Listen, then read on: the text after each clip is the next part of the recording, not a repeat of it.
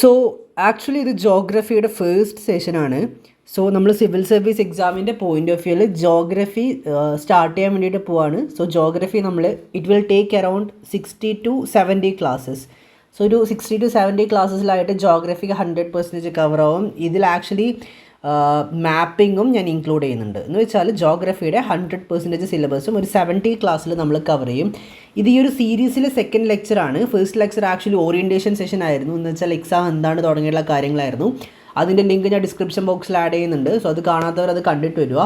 And ഇത് ജോഗ്രഫിയുടെ first സെഷനാണ്. എന്ന് വെച്ചാൽ നമുക്ക് ജോഗ്രഫിയുടെ ബേസിക് ആയിട്ടുള്ള ഒരു ഇൻട്രൊഡക്ടറി സെഷനാണ് ഞാൻ എടുക്കാൻ പോകുന്നത്. Geography and environment has significant weightage in both prelims and mains. പ്രിലിംസിലും മെയിൻസിലും എൻവയൺമെൻറ്റിനും ജോഗ്രഫിക്കും രണ്ടിനും നല്ല ഇമ്പോർട്ടൻസ് ഉണ്ട്. പ്ലസ് ഡിസാസ്റ്റർ മാനേജ്മെൻറ്റും സോ ഈ ഒരു ജോഗ്രഫിയുടെ തന്നെ പാർട്ടാണ്. It help in interviews to deal with question like drought, earth, hunger situation and agricultural policies. Imagine a situation, നിങ്ങൾ പ്രിലിംസും മെയിൻസും ക്ലിയർ ചെയ്തിട്ട് ഇൻ്റർവ്യൂ എത്തിയെന്ന് വിചാരിച്ചോ. ഇൻ്റർവ്യൂവിൽ നിങ്ങളോട് ക്വസ്റ്റ്യൻസ് ചോദിക്കാം. ഡ്രഫ്റ്റ് അല്ലെങ്കിൽ എർത്ത് അല്ലെങ്കിൽ ഹങ്കർ സിറ്റുവേഷൻസ് ഒക്കെ വരുവാണെങ്കിൽ ആ സിറ്റുവേഷനോട് ആസ് എ ഡിസ്ട്രിക്ട് കളക്ടർ നിങ്ങൾ എങ്ങനെയായിരിക്കും പ്രതികരിക്കുക, നിങ്ങൾ എന്തൊക്കെ മിറ്റിഗേഷൻ മെഷേഴ്സ് എടുക്കും തുടങ്ങിയിട്ടുള്ള ക്വസ്റ്റ്യൻസ് ഇൻ്റർവ്യൂവിന് ചോദിക്കാം. എന്ന് വെച്ചാൽ ബേസിക്കലി പ്രിലിംസിനും മെയിൻസിനും ജോഗ്രഫി അത്രയും ഇമ്പോർട്ടൻ്റ് ആണ്. പ്ലസ് ഇൻ്റർവ്യൂവിനും ഇമ്പോർട്ടൻ്റ്. സോ അത്രയും ഇമ്പോർട്ടൻ്റ് ആണെന്ന് മനസ്സിലായി കാണും. It has considerable overlap of geography and environment. ഇതിൽ നിങ്ങൾ എൻവയൺമെൻറ്റിൻ്റെ ബേസിക്സ് ഇതിൽ തന്നെ നിങ്ങൾ പഠിക്കുന്നുണ്ട്. ആക്ച്വലി സ്റ്റിൽ നമുക്കൊരു 25 ക്ലാസ് സെപ്പറേറ്റ് ഫോർ എൻവയൺമെൻറ്റ് ആവശ്യമാണ്. Current based questions related to monsoon cyclones and El Nino are frequently asked. So ഇത് UPSCയുടെ ഒരു ഫേവറേറ്റ് സോൺ കൂടിയാണ്. നോട്ട് ചെയ്ത് വെക്കുക, പഠിക്കുമ്പോൾ ആവശ്യം വരും.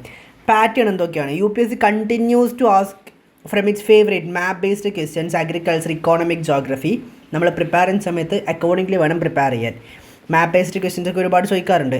Complexity is moderate to difficult ആണ് complexity. Easy, moderate, difficult, very difficult, moderate to difficult ആണ് complexity.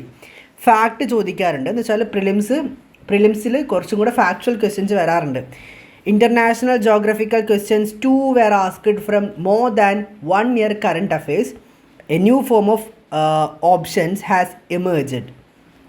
Current affairs may dictate the nature of questions. Concepts were quite evident in news, for example, IOD, monsoon related questions, jet stream, ocean temperature, etc. have been frequently asked. So നമുക്ക് സിലബസിലേക്ക് ഇനി പോകാം. So നമ്മൾ ആദ്യം orientation session ഇപ്പോൾ എടുത്തു. Continental drift തിയറിയാണ് പിന്നെ എടുക്കാൻ പോകുന്നത്. ശേഷം ഇൻറ്റീരിയർ ഓഫ് എർത്ത് എടുക്കും, കൺവെൻഷണൽ കറണ്ട് തിയറി എടുക്കും, സീ ഫ്ലോർ സ്പ്രെഡിംഗ് തിയറി എടുക്കും, പ്ലേറ്റ് ടെക്ടോണിക്സ് എടുക്കും, ഫോർമേഷൻ ഓഫ് ഹിമാലയാസ് എടുക്കും, ഡൈവേർജൻ പ്ലേറ്റ് ബൗണ്ടറീസ് എടുക്കും, വോൾക്കാനിക്സ് എടുക്കും, റോക്സ് എടുക്കും, സുനാമി എടുക്കും, സൗത്ത് അമേരിക്ക മാപ്പിംഗ് ചെയ്യും, ജിയോമോർഫിക് പ്രോസസ്സ് എടുക്കും, ജിയോമോർഫിക് പ്രോസസ്സ് കംപ്ലീറ്റ് ചെയ്യും, ക്ലൈമറ്റോളജി എടുക്കും നമ്മൾ. ശേഷം അറ്റ്മോസ്ഫിയർ എടുക്കും, ഇൻകമിങ് സോളാർ റേഡിയേഷൻ, ഇൻസോലേഷൻ എടുക്കും, ടെമ്പറേച്ചർ ആൻഡ് യൂറോപ്പ് മാപ്പിംഗ് ചെയ്യും. So South American mapping, Europe mapping, temperature inversion, atmospheric circulation, pressure belt, wind system, jet stream, humidity, condensation, types of rainfall. ശേഷം നമ്മൾ tropical cyclones and air mass എടുക്കും, temperate cyclones, oceanography, അത് കുറച്ചൊരു വലിയൊരു പാർട്ടാണ്. Indian geography, physiographic division of India, Indian monsoon, rock system, Indian soil, Indian agriculture, resources of India, location of industries, urbanisation, human geography, land form, glacial land form, karst topography, Indian drainage, big bang theory and geological time scale. ഇത്രയും പാർട്ടാണ് geography എടുക്കാൻ പോകുന്നത്. So 60 to 70 class expect ചെയ്യാം നിങ്ങൾക്ക്. ഈ 60 to 70 ക്ലാസ്സസിലായിട്ട് ഇതേ യൂട്യൂബിൽ free of cost ഞാൻ ജോഗ്രഫിയുടെ കംപ്ലീറ്റ് സിലബസ് ഒരു ജൂൺ ജൂലൈ ഒരു ഓഗസ്റ്റ് ആകുമ്പോഴത്തേക്ക് ഞാൻ കവർ ചെയ്യും. ഓക്കെ, അലോങ് വിത്ത് ജോഗ്രഫി നമുക്ക് വേറൊരു ടോപ്പിക്കും കൂടെ സ്റ്റാർട്ട് ചെയ്യാം, അല്ലെങ്കിൽ വേറൊരു പാർട്ട് സ്റ്റാർട്ട് ചെയ്യാം. സോ 100% UPSC സിവിൽ സർവീസ് എക്സാമിൻ്റെ സിലബസും യൂട്യൂബിൽ ഇവിടെ ഫ്രീ ഓഫ് കോസ്റ്റ് ആയിട്ട് നമ്മൾ കംപ്ലീറ്റ് ചെയ്യും. So without wasting any single time, let's move on to the continental drift theory. So continental drift theory lecture number 1. Syllabus ഞാനിപ്പോൾ പറഞ്ഞിട്ടുള്ള same കാര്യം തന്നെയാണ് ഞാൻ ഇവിടെയും ആഡ് ചെയ്തിട്ടുള്ളത്, വ്യത്യാസമൊന്നുമില്ല. സോ നമുക്ക് ടോപ്പിക്കിലേക്ക് കിടക്കാം. ശരിക്കും കോണ്ടിനെൻ്റൽ ഡ്രിഫ്റ്റ് തിയറി എന്ന് വെച്ചാൽ എന്താണെന്നറിയോ? ആക്ച്വലി പണ്ട് നമ്മുടെ ഭൂമി ഇങ്ങനെയായിരുന്നു ഉണ്ടായിരുന്നത്. ഇതൊരു സിംഗിൾ ലാൻഡ് മാസ് ആണ്. പാൻജിയ എന്ന പേര്. Europe, Asia, Africa, South America, north America, പിന്നെ ഓസ്ട്രേലിയ, ഇതൊക്കെ ഒറ്റൊരു സിംഗിൾ സൂപ്പർ കോണ്ടിനെൻ്റ് ആയിരുന്നു. എന്ന് വെച്ചാൽ ഒരു സിംഗിൾ കോണ്ടിനെൻ്റ്, ഇവിടെയുള്ള ഒരാൾക്ക് നടന്ന് ഇവിടെ വരെ എത്താൻ വേണ്ടി പറ്റും. ഇതായിരുന്നു ഒറ്റൊരു സിംഗിൾ കോണ്ടിനെൻറ്റിലാണ് ആദ്യം ഭൂമി ഉണ്ടായിരുന്നത്. ശേഷം ചില ഫോഴ്സസ് കാരണം, ചില റിയാക്ഷൻസ് കാരണം, പ്ലേറ്റ് ടെക്ടോണിക്സിനെ കുറിച്ച് മുമ്പോട്ടേക്ക് നിങ്ങൾ പഠിക്കും, വെയിറ്റ് ചെയ്യുക. ഇത് ഓരോ പാർട്ടായിട്ട് മുറിഞ്ഞു പോയി. ഇവിടെ നോർത്ത് അമേരിക്ക ഉണ്ട്, ഇവിടെ സൗത്ത് അമേരിക്ക ഉണ്ട്, ഇവിടെ ആഫ്രിക്ക ഉണ്ട്, ഇവിടെ ഓസ്ട്രേലിയ ഉണ്ട്, ഇവിടെ അന്റാർട്ടിക്ക ഉണ്ട്, ഇവിടെ യുറേഷ്യ, യൂറോപ്പ് ആൻഡ് ഏഷ്യ ഉണ്ട്, യുറേഷ്യ ഉണ്ട്. സോ ഇങ്ങനെ ഓരോ പാർട്ടായിട്ട് മുറിഞ്ഞു പോയി. ഇവിടെ ആർട്ടിക് റീജിയൻ ഉണ്ട്. സോ ഇങ്ങനെ മുറിഞ്ഞു പോയി. ഇപ്പോൾ ആക്ച്വലി ഇവിടെ നിന്ന് ഇവിടേക്ക് കടക്കണമെങ്കിൽ നമ്മൾ എന്ത് ചെയ്യണം? നമ്മൾ ഫ്ലൈറ്റ് ത്രൂ മാത്രമേ നമുക്ക് പോകാൻ പറ്റുള്ളൂ. ഫ്ലൈറ്റ് അല്ലെങ്കിൽ ഷിപ്പ് എന്തെങ്കിലും നമുക്ക് ആക്ച്വലി ട്രാവൽ ചെയ്യാനായിട്ട് ആവശ്യമുണ്ട്. പണ്ട് ഇങ്ങനെ ആയിരുന്നില്ല. ഓക്കെ, പണ്ടൊരു സിംഗിൾ സൂപ്പർ കോണ്ടിനെൻ്റ് ആയിരുന്നു. പണ്ടൊരു സിംഗിൾ സൂപ്പർ കോണ്ടിനെൻ്റ് ആയിരുന്നു. എന്ന് വെച്ചാൽ ഒരാൾക്ക് ഇവിടെ നിന്ന് ഇവിടേക്ക് നടന്ന് തന്നെ ട്രാവൽ ചെയ്യാം, ഒരു പ്രശ്നമില്ല. ഇതിനാണ് സിംഗിൾ സൂപ്പർ കോണ്ടിനെൻ്റ് എന്ന് പറയുന്നത്. ഇതിൻ്റെ പേര് പാൻജിയ എന്നായിരുന്നു. ഇതാണ് ഓഷ്യൻ. അതിന് സറൗണ്ട് ചെയ്തിട്ടുള്ള ഈ ഓഷ്യാനിക് ബോഡീനെ പറയുന്ന പേരാണ് പാൻതാലാസ. സോ ചുറ്റും 4 ഭാഗത്തായിട്ട് ഈ ഒരു പാൻജിയ എന്ന് പറഞ്ഞ സിംഗിൾ സൂപ്പർ കോണ്ടിനെൻ്റ് കവർ ചെയ്യുന്ന രീതിയിലൊരു ഓഷ്യാനിക് ബോഡി ഉണ്ടായിരുന്നു. അതിൻ്റെ പേരാണ് പാൻതാലാസ. സോ നിലവിൽ ഈ പാൻതാലാസ പസഫിക് ഓഷ്യൻ ആയിട്ടാണ് ഉള്ളത്. എന്ന് വെച്ചാൽ പാൻതാലാസയുടെ റിമെയിൻസ് ആണ് പസഫിക് ഓഷ്യൻ. എന്ന് വെച്ചാൽ ആദ്യകാലത്ത് ഒരു സിംഗിൾ സൂപ്പർ കോണ്ടിനെൻ്റ് ആയിരുന്നു ഉണ്ടായിരുന്നത്. ഇതിൻ്റെ പേര് പാൻജിയ എന്നാണ്. ഇതെന്ന് വെച്ചാൽ ഒറ്റ കോണ്ടിനെൻ്റ് ആണ്, ഒറ്റ സിംഗിൾ കോണ്ടിനെൻ്റ് ആണ്. ഇവിടെ നിന്ന് ഒരാൾക്ക് ഇവിടേക്ക് നടന്ന് വരാവുന്നതേ ഉള്ളൂ.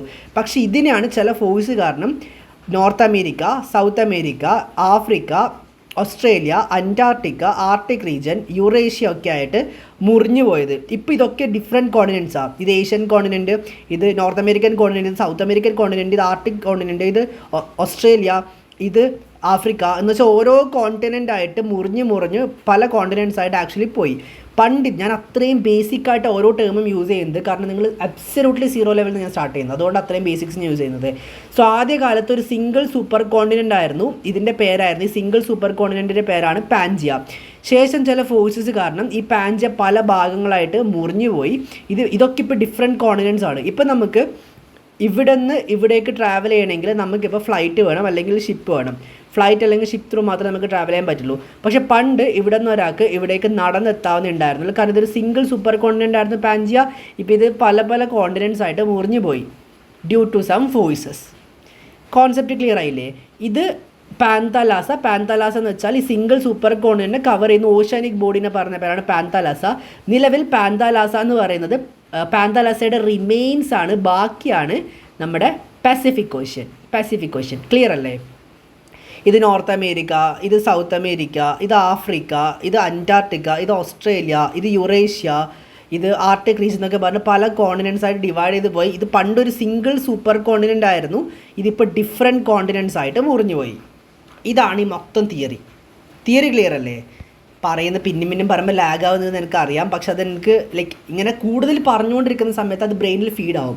അത് നിങ്ങളെ മുമ്പോട്ടേക്ക് ഒരുപാട് ഹെൽപ്പ് ചെയ്യും. Okay, so single super continent ആയിരുന്നു. സിംഗിൾ സൂപ്പർ കോണ്ടിനെൻ്റിൻ്റെ പേരാണ് പാൻജിയ. എന്ന് വെച്ചാൽ എല്ലാ കോണ്ടിനെൻറ്റും ആദ്യം ഒറ്റ ഒരു സിംഗിൾ സൂപ്പർ കോണ്ടിനെൻ്റ് ആയിരുന്നു. ഇവിടെ നിന്ന് ഒരാൾക്ക് ഇവിടേക്ക് ട്രാവൽ ചെയ്ത് നടന്നെത്താവുന്നതേ ഉള്ളൂ. കാരണം ഇത് സിംഗിൾ സൂപ്പർ കോണ്ടിനെൻ്റാണ്.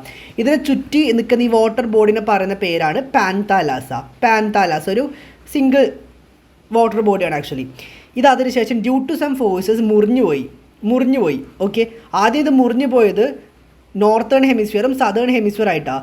ഇത് ഒരു കോണ്ടിനെൻറ്റ്, ഇത് രണ്ടാമത്തെ കോണ്ടിനെൻറ്റ്. അങ്ങനെ 2 കോണ്ടിനെൻ്റ് ആയിട്ട് മുറിഞ്ഞു പോയി. മുകളിലുള്ള ഈ ഒരു കോണ്ടിനെൻറ്റിനെ പറഞ്ഞ പേരാണ് ലൊറേഷ്യ.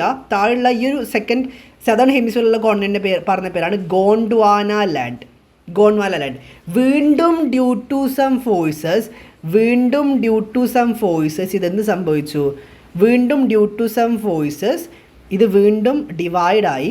ഇത് ഇവിടെ നിന്ന് വീണ്ടും കട്ടായി. ഇത് നോർത്ത് അമേരിക്ക, ഇത് ഇവിടെ നിന്ന് വീണ്ടും കട്ടായി. ഇത് സൗത്ത് അമേരിക്ക, ഇത് ആഫ്രിക്ക, ഇത് യൂറോപ്പ് ആൻഡ് ഏഷ്യ, യുറേഷ്യ എന്ന് പറയാം.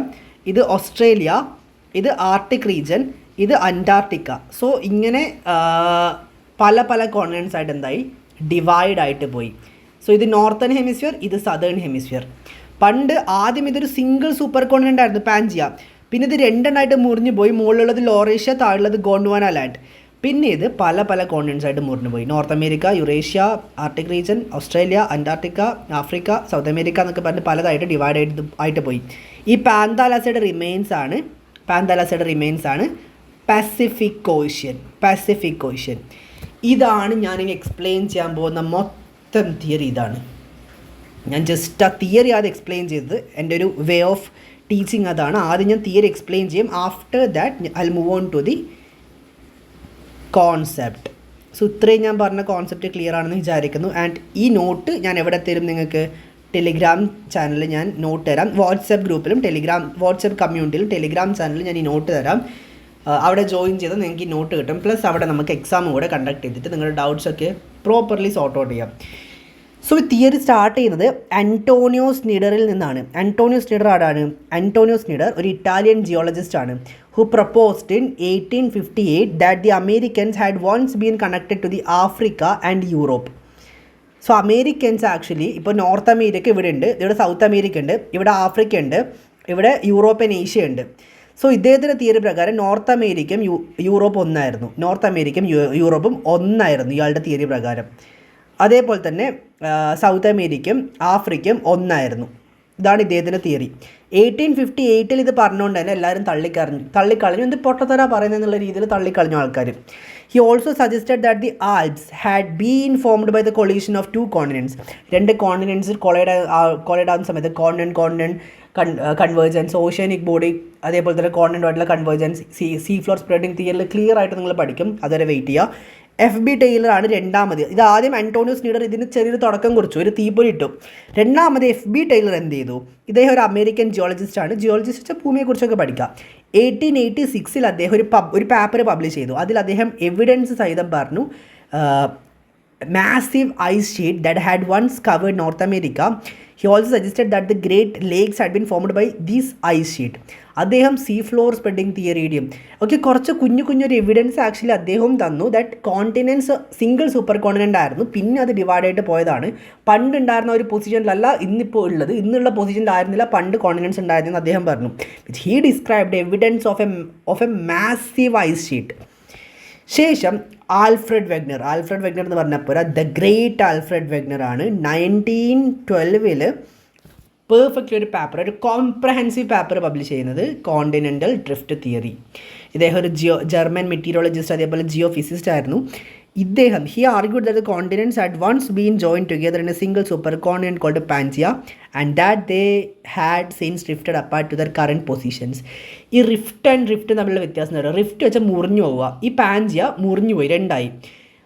ഡ്രിഫ്റ്റ് എന്ന് വെച്ചാൽ എന്താ? ഒരു പൊസിഷനിൽ നിന്ന് മറ്റൊരു പൊസിഷനിലേക്ക് മൂവ് ആവുക, ഇങ്ങനെ മൂവായിട്ട് 2 പാർട്ടിലേക്ക് ഇത് മൂവായി. ഇതാണ് റിഫ്റ്റിംഗ് എന്ന് വെച്ചാൽ പൊട്ടുക, ഡ്രിഫ്റ്റിംഗ് എന്ന് വെച്ചാൽ ഡിവൈഡ് ആവുക, 2 പാർട്ടിലേക്ക് ട്രാവൽ ചെയ്യുക. ഇത്രയും കോൺസെപ്റ്റ് ക്ലിയർ അല്ലേ? Evidence of coal in Kiruna, Sweden. ഇനി ഞാൻ പറഞ്ഞത് ശ്രദ്ധിച്ചേക്കാം. Just a second, let me try circle. Done. So ഇതിൽ നിങ്ങൾ മനസ്സിലാക്കേണ്ട ഒരു കാര്യം എന്താണെന്ന് വെച്ചാൽ, the evidence of coal in Kiruna, Sweden is one of the lines of evidence that support the theory of continental drift. Coal is a fossil fuel that is formed from the remains of the plants that have been buried under and subjected to high pressure and heat over millions of years. The presence of coal in Kiruna suggests that the area was once located at a much lower latitude than it is today, because coal can only form in areas that receive abundant sunlight. ഇനി ഞാൻ പറയാൻ പോകുന്നത്, നിങ്ങൾ നേരത്തെ സിലബസിൽ കണ്ടിട്ടുള്ളൊരു topic ഉണ്ട്, ഇൻസോലേഷൻ, incoming solar radiation. ഞാൻ പറഞ്ഞുതരാം. ജസ്റ്റ് എ സെക്കൻഡ്, ഒന്ന് വെയിറ്റ് ചെയ്യുക, ഞാൻ പതുക്കെ പറഞ്ഞുതരാം, ശ്രദ്ധിച്ച് കേട്ടാൽ മതി. ഇതാണ് സൺലൈറ്റ്. ആക്ച്വലി സൺലൈറ്റ് ഇങ്ങനെ വരുന്ന സമയത്ത് സൺലൈറ്റ് ഏറ്റവും അധികം ഹിറ്റ് ചെയ്യുന്ന റീജിയൻ ഏതാണ്? സൺലൈറ്റ് ഏറ്റവും അധികം ഹിറ്റ് ചെയ്യുന്നത് ഈ റീജിയനിലാണ്. ഇതിൻ്റെ പേരാണ് ഇക്വേറ്ററിലാണ് സൺലൈറ്റ് ഏറ്റവും അധികം ഹിറ്റ് ചെയ്യുന്നത്. രണ്ടാമത് ഏറ്റവും അധികം ഹിറ്റ് ചെയ്യുന്നത് എവിടെയാണ്? North temperate zone and south temperate zone. ഇവിടെ ഈ 2 സ്ഥലത്തും സൺലൈറ്റ് ഭയങ്കരമായിട്ട് ഹിറ്റ് ആവുന്നുണ്ട്. നോർത്ത് ടെമ്പറേറ്റ് സോണിലും സൗത്ത് ടെമ്പറേറ്റ് സോണിലും ഏറ്റവും അധികം ഡയറക്റ്റ്ലി സൺലൈറ്റ് ഹിറ്റ് ചെയ്യുന്ന ഒരു റീസണാണ് ഇക്വേറ്റർ. അതുകൊണ്ട് തന്നെ ഇക്വേറ്ററിൽ എന്തുണ്ടാവും? പ്ലാന്റ്സ് ആൻഡ് വെജിറ്റേഷൻസ് ഉണ്ടാവും. ക്ലിയർ അല്ലേ? പിന്നെ രണ്ടാമത് പ്ലാന്റ്സ് ആൻഡ് വെജിറ്റേഷൻ ഉണ്ടാകുന്നത് ഈ north temperate and south temperate സോണിലാണ്. ഇത് സെക്കൻഡ്, സൺലൈറ്റ് ഏറ്റവും അധികം ഹിറ്റ് ചെയ്യുന്ന സെക്കൻഡ് സോണാണ്, ഇത് ഫസ്റ്റ് സോണാണ്. സൺലൈറ്റ് എത്താത്ത 2 സോണാണ് ഏറ്റവും താഴെയുള്ള southern pole, south pole plus north pole. ഈ 2 സ്ഥലത്തും സൺലൈറ്റ് ഒരു കാരണവശാലും ഹിറ്റ് ചെയ്യില്ല, കാരണം അവിടത്തേക്ക് സൺലൈറ്റ് എത്തില്ല. ഓക്കെ, അവിടെ വെയിലുണ്ടാവില്ല, പ്ലാന്റ്സ് ആൻഡ് വെജിറ്റേഷൻസ് ഒന്നും ഉണ്ടാവില്ല. ഓക്കെ, അടുത്തത് കിരുണ സ്വീഡൻ എന്ന് പറഞ്ഞിട്ടൊരു റീജിയനാണ്. ഇതിൽ ഈ നോർത്തേൺ പോൾ, ആക്ച്വലി ഈ റീജിയൻ ഇത് ആർട്ടിക് റീജിയനാണ്. ഞാൻ ബാക്കി ആ നോർത്ത് പോളൊക്കെ ഒന്ന് റിമൂവ് ചെയ്യുകയാണ്, കാരണം സ്പേസിൻ്റെ ഒരു ഇഷ്യൂ ഉള്ളതുകൊണ്ട്. ഓക്കെ, ഒന്ന് ശ്രദ്ധിക്കുക, ഇത് ആർട്ടിക് സർക്കിളാണ്. ആർട്ടിക് സർക്കിളിന് വെറും 200 കിലോമീറ്റർ ഡിസ്റ്റൻസിൽ നിൽക്കുന്ന ഒരു സോൺ ഏതാണെന്നറിയോ? അതാണ് കിരുണ സ്വീഡൻ. സോ ആർട്ടിക് സർക്കിളിൻ്റെ 200 കിലോമീറ്റർ ഡിസ്റ്റൻസിൽ നിൽക്കുന്ന ഒരു സോണാണ് സ്വീഡൻ. ഓക്കെ, ഞാൻ നിങ്ങളോടൊരു കാര്യം പറഞ്ഞു, ഏറ്റവും അധികം സൺലൈറ്റ് ഹിറ്റ് ചെയ്യുന്ന സോണാണ് ഇക്വേറ്റർ. ഇവിടെ പ്ലാന്റ്സ് ആൻഡ് വെജിറ്റേഷൻസ് ഉണ്ടാവും. പ്ലാന്റ്സ് ആൻഡ് വെജിറ്റേഷൻ എന്ന് വെച്ചാൽ ഈ കൽക്കരി നിങ്ങൾ കേട്ടിട്ടില്ലേ? കൽക്കരി. ഈ കോൾ എങ്ങനെ ഫോം ആവുന്നതെന്നറിയോ? നല്ല ടെമ്പറേച്ചർ ഉണ്ടാവണം, പ്ലാന്റ്സ് ആൻഡ് വെജിറ്റേഷൻസ് ഉണ്ടാവണം. പ്ലാന്റ്സ് ആൻഡ് വെജിറ്റേഷൻസ് മണ്ണിനടിയിൽ ബറീഡ് ആയതിനു ശേഷം ഹൈ പ്രഷർ അവിടെ subjected to high pressure for millions of years. After that ഇത് കോളിലേക്കുള്ള കൺവേർഷൻ നടക്കും. ഓക്കെ, സോ സൺലൈറ്റും പ്ലാന്റ്സ് ആൻഡ് വെജിറ്റേഷൻസ് ഉണ്ടെങ്കിൽ മാത്രമല്ലേ അവിടെ കോൾ ഫോം ആവുള്ളൂ. കാരണം ഇതാണല്ലോ, ഈ ഫോസിൽസ് ആണല്ലോ കോളായിട്ട് കൺവേർട്ട് ആവുന്നത്. ഈ പ്ലാന്റ്സ് ആൻഡ് വെജിറ്റേഷൻ മണ്ണിനടിയിലേക്ക് പോകുന്നു, subjected to high pressure for millions of years. അത് അതിനുശേഷം കോളായിട്ട് കൺവേർട്ട് ആവുന്നു. കോൺസെപ്റ്റ് ക്ലിയർ അല്ലേ? ഫോസിൽസ് ഉണ്ടെങ്കിലല്ലേ ഫോസിൽ ഫ്യൂൽ ഉണ്ടാവുള്ളൂ. സോ ഈ ഫോസിൽസ് ആണല്ലോ ഫോസിൽ ഫ്യൂലായിട്ട് മാറുന്നത്, കോളായിട്ട് മാറുന്നത് ഈ ഫോസിൽസ് ആണല്ലോ. പ്ലാന്റ്സ് ആൻഡ് വെജിറ്റേഷൻ ഇല്ലാത്ത, സർവൈവ് ചെയ്യാത്ത, സൺലൈറ്റ് കിട്ടാത്ത ഈ ഒരു സ്വീഡൻ എന്ന് പറഞ്ഞിട്ടില്ല നോർത്തേൺ മോസ്റ്റ് പോൾസിൻ്റെ അടുത്ത് ആർട്ടിക് റീജിയനിൽ എങ്ങനെയാണ് കോള് കണ്ടുപിടിച്ചത്? എങ്ങനെയാണ് ഇത്? പ്രാക്ടിക്കലി പോസിബിൾ അല്ല, സയൻറ്റിഫിക്കലിയും പോസിബിൾ അല്ല. അവിടെ ഉണ്ടാവില്ല. നിങ്ങൾ ചിന്തിച്ച് നോക്ക്, ഓക്സിജൻ ഇല്ലാത്തൊരു റൂമിൽ ആരെങ്കിലും ഏതെങ്കിലും ഒരു മനുഷ്യൻ സർവൈവ് ചെയ്യുമോ? ഇല്ല. അവിടെ ഒരു മനുഷ്യൻ സർവൈവ് ചെയ്യുന്നുണ്ടെങ്കിൽ അതിനർത്ഥം എന്താ? അവിടെ ഓക്സിജൻ എങ്ങനെ എത്തുന്നുണ്ട്, അതാണല്ലോ അതിൻ്റെ അർത്ഥം. അതേപോലെ തന്നെയാണ് പ്ലാന്റ്സ് ആൻഡ് വെജിറ്റേഷൻസ് ഉണ്ടെങ്കിലല്ലേ അവിടെ കോൾ ഉണ്ടാവുള്ളൂ. അതില്ലെങ്കിൽ അവിടെ കോൾ ഉണ്ടാവില്ല. സ്റ്റിൽ അവിടെ കോൾ ഉണ്ടെങ്കിൽ അതിനെന്താ അർത്ഥം? ഈ റീജിയൻ പണ്ട് ഇക്വേറ്ററിൻ്റെ അടുത്തായിരുന്നു. ഇത് അതിന് ശേഷം മുറിഞ്ഞു പോയി ഡ്രിഫ്റ്റായിട്ടാണ് എവിടേക്ക് എത്തിയത്? നിലവിലുള്ള ആ ഒരു പൊസിഷനിലേക്ക് എത്തിയത്. നേരത്തെ that was close to equator or something like that. അതിന് ശേഷം അത് എവിടത്തേക്ക് എത്തി? അതിന് ശേഷം അത് ആർട്ടിക് സർക്കിളിൻ്റെ അടുത്തേക്ക് എത്തി. ഇക്വേറ്ററിൻ്റെ അടുത്ത് ആർട്ടിക് സർക്കിളിലേക്ക് അത് എത്തി. ഇതാണ് ഒന്നാമത്തെ എവിഡൻസ്. എന്ന് വെച്ചാൽ കിരുണ സ്വീഡനിൽ കോൾ ഉണ്ട്. അവിടെ പ്ലാന്റ്സ് ആൻഡ് വെജിറ്റേഷൻസ് പോസിബിൾ അല്ല, കാരണം അവിടെ സൺലൈറ്റ് എത്തുന്നില്ല, സൺലൈറ്റ് ഹിറ്റാവുന്നില്ല, എത്തുന്നില്ല. ഓക്കെ, അവിടെ പ്ലാന്റ്സ് ആൻഡ് വെജിറ്റേഷൻ പോസിബിൾ അല്ല, സ്റ്റിൽ അവിടെ കോൾ ഉണ്ടെങ്കിൽ അതിനെന്താ അർത്ഥം? നേരത്തെ that was close to equator.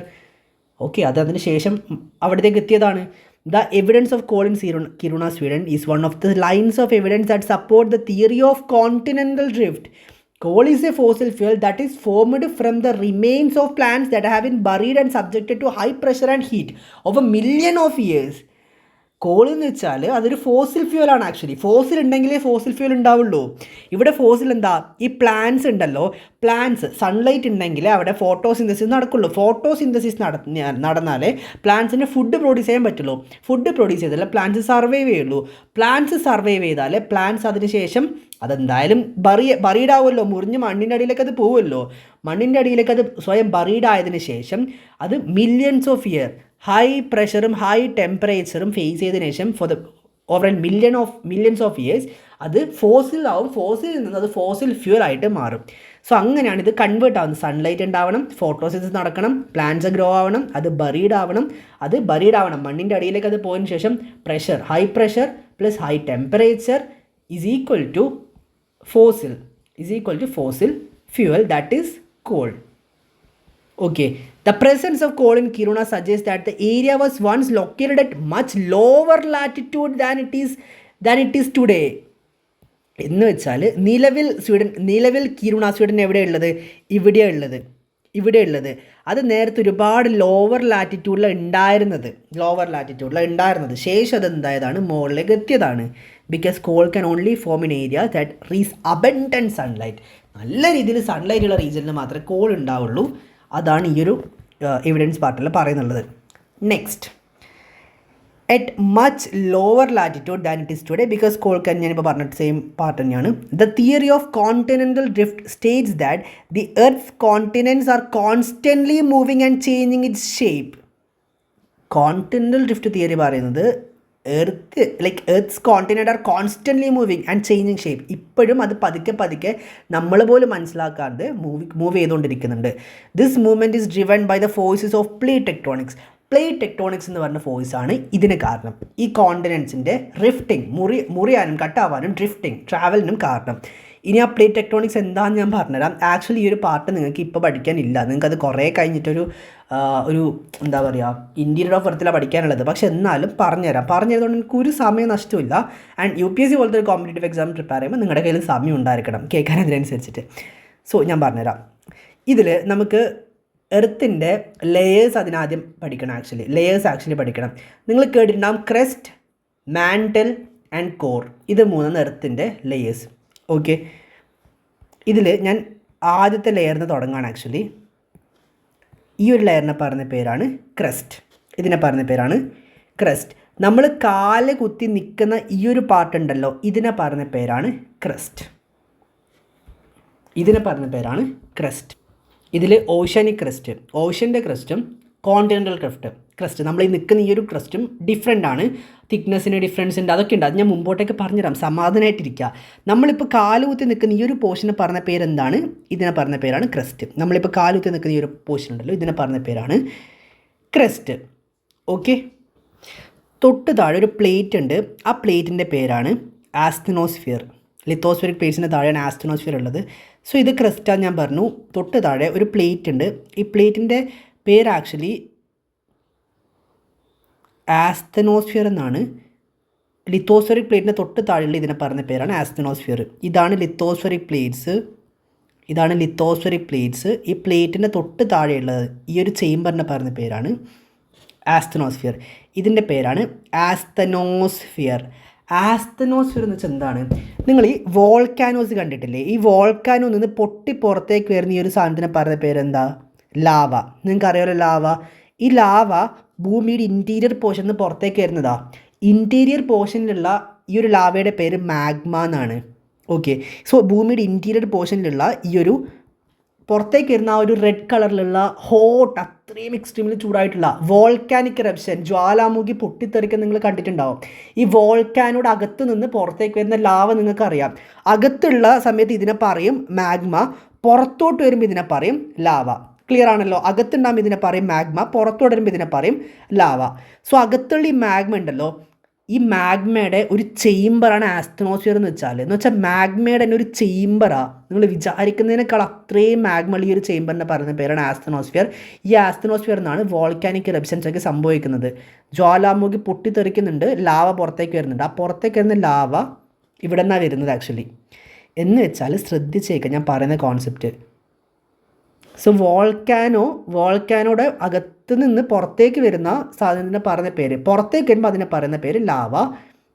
ഉള്ളിൽ ഈ ഒരു ചേംബറിലുള്ള ഇതിനെ പറയുന്ന പേര് മാഗ്മ. സോ മാഗ്മയാണ് പുറത്തേക്ക് ലാവയായിട്ട് വരുന്നത്. മാഗ്മയും ലാവയും രണ്ടും ഒരേ സാധനമാണ്, പക്ഷെ അകത്തുണ്ടാകുമ്പോൾ അതിൻ്റെ പേര് മാഗ്മ, പുറത്തേക്ക് വരുമ്പോൾ അതിൻ്റെ പേര് ലാവ. സോ അകത്തുള്ള ഈ മാഗ്മയുടെ ഒരു ചേംബറാണ് ആസ്തനോസ്ഫിയർ. ഈ ലാവയുടെ ഒരു ചേംബർ. ലാവ എന്നും പറയാം, മാഗ്മ എന്നും പറയാം, രണ്ട് പറഞ്ഞാലും ഒരു തെറ്റില്ല. അകത്തുണ്ടാകുമ്പോൾ ഇതിനെ പറയുന്ന പേര് മാഗ്മ, പുറത്തോട്ട് വരുമ്പോൾ അത് ലാവയാവും. ഈ മാഗ്മയുടെ അഥവാ ലാവയുടെ ഒരു ചേംബറാണ് ആസ്തനോസ്ഫിയർ. എന്ന് വെച്ചാൽ നിങ്ങൾ വിചാരിക്കുന്നതിനേക്കാൾ അത്രയും എമൗണ്ട് ഓഫ്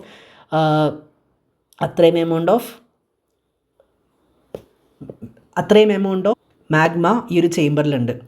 ഇനി ഞാൻ പറയാൻ പോകുന്നത് ശ്രദ്ധിച്ച് കേൾക്കുക നിങ്ങൾ. ഇനി ഞാൻ പറയുമ്പോൾ അത്രയും ഇമ്പോർട്ടൻ്റ് ആണ്, ശ്രദ്ധിച്ച് കേൾക്കുക. ഇനി ഇവിടെ ചില റിയാക്ഷൻസ് നടക്കും. ഇമാജിൻ നിങ്ങൾ ഗ്യാസിൽ ചായ വെച്ചു എന്ന് വിചാരിച്ചോ. ചായ വെച്ചു ഇത്രയും ക്വാണ്ടിറ്റിയിൽ. താഴെ വെള്ളം ചൂടാവുന്ന സമയത്ത് ചൂട് വെള്ളം മുകളിലേക്ക് പോവും, മുകളിലുള്ള തണുത്ത വെള്ളം താഴോട്ടേക്ക് വരും. ഓക്കെ, ഇതിനെ പറയുന്നതാണ് കൺവെൻഷണൽ കറണ്ട് ഫോഴ്സസ്. അത് മുമ്പോട്ട് നിങ്ങൾക്ക് പറഞ്ഞുതരാം. കൺവെൻഷണൽ കറണ്ട് ഫോഴ്സസ് ഇതിനെ പറയാം. ഇത് കൺവെൻഷണൽ കറണ്ട് ഫോഴ്സസ് എന്ന് വെച്ചാൽ നിങ്ങളിപ്പോൾ സ്റ്റൗവിൽ പോയിട്ട് കുറച്ച് വെള്ളം വെച്ച് ഒന്ന് ചൂടാക്കി നോക്കുക. നിങ്ങൾ മുകളിൽ തൊടുമ്പോൾ അത് ഭയങ്കര ചൂടായിരിക്കും. അപ്പോൾ നിങ്ങളത് ഓഫ് ചെയ്യും, കാരണം മുകളിൽ വെള്ളം ചൂടായല്ലോ. ഇമാജിൻ നിങ്ങൾ കുടിക്കാൻ കുറച്ച് ചൂടുവെള്ളം ഉണ്ടാക്കുവാണ്, നിങ്ങൾ കുറച്ച് വെള്ളം ഗ്യാസിൽ വെച്ചു, മുകളിൽ തൊടുമ്പോൾ ഭയങ്കര ചൂടായി, നിങ്ങളത് ഓഫ് ചെയ്ത് ഗ്ലാസ്സിലൊക്കെ വെച്ചപ്പോൾ അത് ഭയങ്കര തണുപ്പാണ്. അതിൻ്റെ റീസൺ എന്താ അറിയോ? അതിൻ്റെ റീസൺ എന്താണെന്ന് വെച്ചാൽ താഴെയുള്ള ഞാൻ വരക്കുന്ന സമയത്തൊരു മിസ്റ്റേക്ക് പറ്റും കേട്ടോ. ഓക്കെ, താഴെയുള്ള ചൂടായിട്ടുള്ള വെള്ളം മുകളിലേക്ക് പോകും. മുകളിലുള്ളത് ചൂടുവെള്ളമാണ്, മുകളിലുള്ള അധികം ചൂടാവാത്ത തണുത്ത വെള്ളം എന്ത് ചെയ്യും? താഴോട്ടേക്ക് വരും. നിങ്ങൾ ഗ്യാസ് ഓഫ് ചെയ്ത് താഴോട്ടേക്ക് ഇപ്പോൾ പോയിട്ടൊന്ന് സ്റ്റൗവിൽ കുറച്ച് വെള്ളം വെച്ചിട്ട് നിങ്ങൾ കൈ ഒന്ന് അതിലേക്ക് ഡിപ്പ് ചെയ്ത് നോക്കുക. നിങ്ങൾ താഴത്തോട്ട് അത് ഡിപ്പ് ചെയ്യുമ്പോൾ താഴെ എന്തായിരിക്കും? കോൾഡായിരിക്കും. കാരണം താഴെയുള്ളത് ചൂടുവെള്ളം താഴ്ന്ന് മുകളിലേക്ക് പോകും, മുകളിലുള്ള കോൾഡായിട്ടുള്ള വെള്ളം താഴോട്ടേക്ക് വരും. ഇങ്ങനെ ഇത് റൊട്ടേറ്റ് ആയിക്കൊണ്ടേയിരിക്കും. താഴെ ചൂടുവെള്ളം മുകളിലേക്ക് വരും, മുകളിലുള്ള കമ്പാരിറ്റീവ്ലി അത്ര ചൂടാവാത്ത വെള്ളം താഴോട്ടേ വരും. ഇതിനെ പറഞ്ഞു വരാണ് conventional current forces, conventional current theory. Concept clear ആണല്ലോ. അതേപോലെ ഉള്ളത് താഴെ വേറെയും എർത്തിൻ്റെ ലേയേഴ്സ് ഉണ്ട്. എർത്തിൻ്റെ ഇന്നർ പാർട്ട് അത്രയും എക്സ്ട്രീംലി ഹീറ്റാണെന്ന് നിങ്ങൾക്കറിയാം. എക്സ്ട്രീംലി ഹീറ്റാണ്. അതിൻ്റെ റീസണും ബാക്കി കാര്യങ്ങളും ഞാൻ മുമ്പോട്ട് പറഞ്ഞുതരാം. താഴെയുള്ള ഈ ഒരു ചേമ്പർ ഹീറ്റാവുന്ന സമയത്ത് താഴെയുള്ള അത്രയും ഹീറ്റായിട്ടുള്ള മാഗ്മ മുകളിലേക്ക് പോകും, മുകളിലുള്ള കമ്പാരിറ്റീവ്ലി കുറച്ച് ലോ ഹീറ്റായിട്ടുള്ള മാഗ്മ താഴോട്ടേക്ക് വരും. ഇങ്ങനെ സംഭവിക്കുമ്പോൾ എന്താണെന്ന് വെച്ചാൽ ഈ പ്ലേറ്റിൽ എന്ത് വരും? പ്ലേറ്റിൽ റിയാക്ഷൻസ് വരും. ഇപ്പുറത്ത് എന്താവും? ഓപ്പോസിറ്റ് ഡയറക്ഷനിൽ മാഗ്മ താഴെ ചൂട് മാഗ്മ മുകളിലേക്ക് പോയി, മുകളിൽ കമ്പാരിറ്റീവ്ലി ചൂടില്ലാത്ത മാഗ്മ താഴോട്ടേക്ക് വരുന്ന സമയത്ത് ഇവിടെ നിന്ന് രണ്ട് സൈഡിലേക്ക് എന്ത് സംഭവിക്കും? ഒരു റിയാക്ഷൻ സംഭവിക്കും. ഇത് ലൈക്ക് കൺവേർജൻ റിയാക്ഷൻസ് നടക്കാം, അതേപോലെ തന്നെ ഇവിടെ ഡൈവേർജൻ റിയാക്ഷൻസ് നടക്കാം. ഇങ്ങനെയും വരാം, ഡൈവേർജൻ റിയാക്ഷൻ സംഭവിക്കാം. ഇങ്ങനെ പ്ലേറ്റിൽ അനക്കം വരുമ്പോൾ എന്ത് സംഭവിക്കും? എർത്തിക്യുക്ക് വരും. ഓക്കെ, ഇങ്ങനെ ഈ താഴെയുള്ള ആസ്തനോസ്ഫിയറിൽ ഇതേപോലത്തെ റിയാക്ഷൻ സംഭവിക്കുമ്പോൾ മുകളിലുള്ള ലിത്തോസ്ഫിയർ പ്ലേറ്റ്സിൽ ചെറിയൊരു അനക്കം വരും. അത് വരുന്ന സമയത്ത് എർത്തിക്യുക്ക് വരും. ഓക്കെ, ഈ എർത്തിക്യുക്ക് ഓഷ്യനിക് ഫ്ലോറിലാണ് വരുന്നതെങ്കിൽ അത് സുനാമി ആയിട്ട് മാറും. അത് നിങ്ങൾക്ക് അറിയില്ലെങ്കിൽ ഞാൻ മുമ്പോട്ട് പറഞ്ഞുതരാം, പഠിപ്പിച്ചു തരാം. ഇങ്ങനെയാണ് പ്ലേറ്റിൽ മൂവ്മെൻറ്റ്സ് വരുന്നത്. നിങ്ങളിപ്പോൾ വെള്ളത്തിൽ ഒരു ഷിപ്പിൽ നിങ്ങൾ ഇരുന്നിട്ടുണ്ടെന്ന് വിചാരിച്ചോ, വെള്ളത്തിലൊരു ഷിപ്പിൽ ഇരുന്നിട്ടുണ്ടെന്ന് വിചാരിച്ചോ, താഴെന്ന് എന്തെങ്കിലും ഒരു റിയാക്ഷൻ സംഭവിക്കുന്നുണ്ടെന്ന് വിചാരിച്ചോ, തിരമാലയൊക്കെ ഇങ്ങനെ ആഞ്ഞടിക്കുന്നൊക്കെ സമയത്ത് ഇത് അങ്ങോട്ടും ഇങ്ങോട്ടും അനങ്ങാൻ വേണ്ടി തുടങ്ങും. ഷിപ്പ് അനങ്ങും, കാരണം ഷിപ്പ് വെള്ളത്തിൻ്റെ മുകളിൽ ഫ്ലോട്ട് ചെയ്യുന്നുണ്ട്. വെള്ളം അങ്ങോട്ടും ഇങ്ങോട്ടും മൂവ് ചെയ്യുമ്പോൾ ഷിപ്പ് മൂവ് ചെയ്യും, കാരണം ഷിപ്പിലൊരു മൂവ്മെൻറ്റ് അവിടെ വരും. അറിയാലോ, നിങ്ങളിപ്പോൾ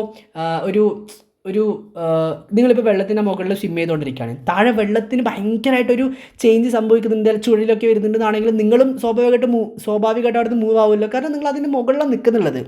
അതേപോലെ നമ്മളിപ്പോൾ നിൽക്കുന്ന ഈ ഒരു ക്രസ്റ്റ്, താഴെ ലിത്തോസ്ഫെറിക് പ്ലേറ്റ്സ് ഉണ്ട്. ഈ ലിത്തോസ്ഫെറിക് പ്ലേറ്റ്സ് താഴെ ആസ്ട്രോസ്ഫിയറിൽ ചേഞ്ചസ് സംഭവിക്കുന്ന സമയത്ത് ലിത്തോസ്ഫെറിക് പ്ലേറ്റ്സിന് ചേഞ്ച് സംഭവിക്കും. ആസ്ട്രോസ്ഫിയറിൽ ചേഞ്ച് സംഭവിക്കുമ്പോൾ വെള്ളത്തിന് മുകളിൽ ഷിപ്പ് നിൽക്കുന്നത് കണ്ടിട്ടില്ലേ? വെള്ളത്തിൻ്റെ മുകളിൽ ഒരു ഷിപ്പ് നിൽക്കുന്നത് കണ്ടിട്ടില്ലേ? വെള്ളത്തിന് റിയാക്ഷൻ സംഭവിക്കുമ്പോൾ ഷിപ്പിൻ്റെ മൂവ്മെൻറ്റിന് വ്യത്യാസം വരും. അതേപോലെ തന്നെയാണ് ആസ്ട്രോസ്ഫിയർ എന്ന് പറഞ്ഞ ഒരു ചേമ്പറിൻ്റെ മുകളിൽ ലിത്തോസ്ഫെറിക് പ്ലേറ്റ്സ് നിൽക്കുന്നത്. ഈ ലിത്തോസ്ഫെറിക് പ്ലേറ്റ്സിലാണ് ക്രസ്റ്റ് നിൽക്കുന്നത്. ക്രസ്റ്റ് എന്ന് വെച്ചാൽ നമ്മൾ നിൽക്കുന്നത്. ആ ലിത്തോസ്ഫെറിക് പ്ലേറ്റ്സിൽ അനക്കം വരുമ്പോൾ, ആസ്ട്രോസ്ഫിയറിൽ അനക്കം വരുമ്പോൾ ലിത്തോസ്ഫെറിക് പ്ലേറ്റ്സിൽ അനക്കം വരും. അതിനനക്കം വരുമ്പോഴാണ് ഭൂമികുലുക്കം, അല്ലെങ്കിൽ അതാണ് ഓഷ്യനിക് ഫ്ലോറിലാണെങ്കിൽ സുനാമി, അങ്ങനെയുള്ള റിയാക്ഷൻസ് സംഭവിക്കുന്നുള്ളത്.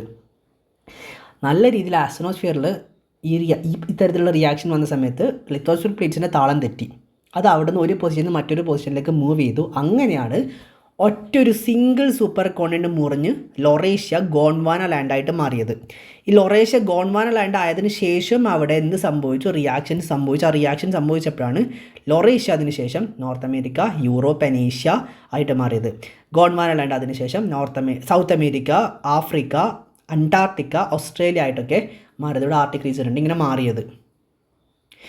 ഇപ്പോൾ ഏകദേശം ക്ലിയർ ആയല്ലോ. ഇതിനാണ് പ്ലേറ്റ് ടെക്ടോണിക്സ് എന്ന് പറയുന്നത്. ഇത് ഞാൻ ജസ്റ്റ് ബേസിക് ആയിട്ടുള്ള കുറച്ച് കാര്യങ്ങൾ പറഞ്ഞിട്ടുള്ളൂ. ഡീറ്റെയിൽ ആയിട്ട് മുമ്പോട്ടേക്ക് നമ്മൾ ഈ ടോപ്പിക്ക് നോക്കും.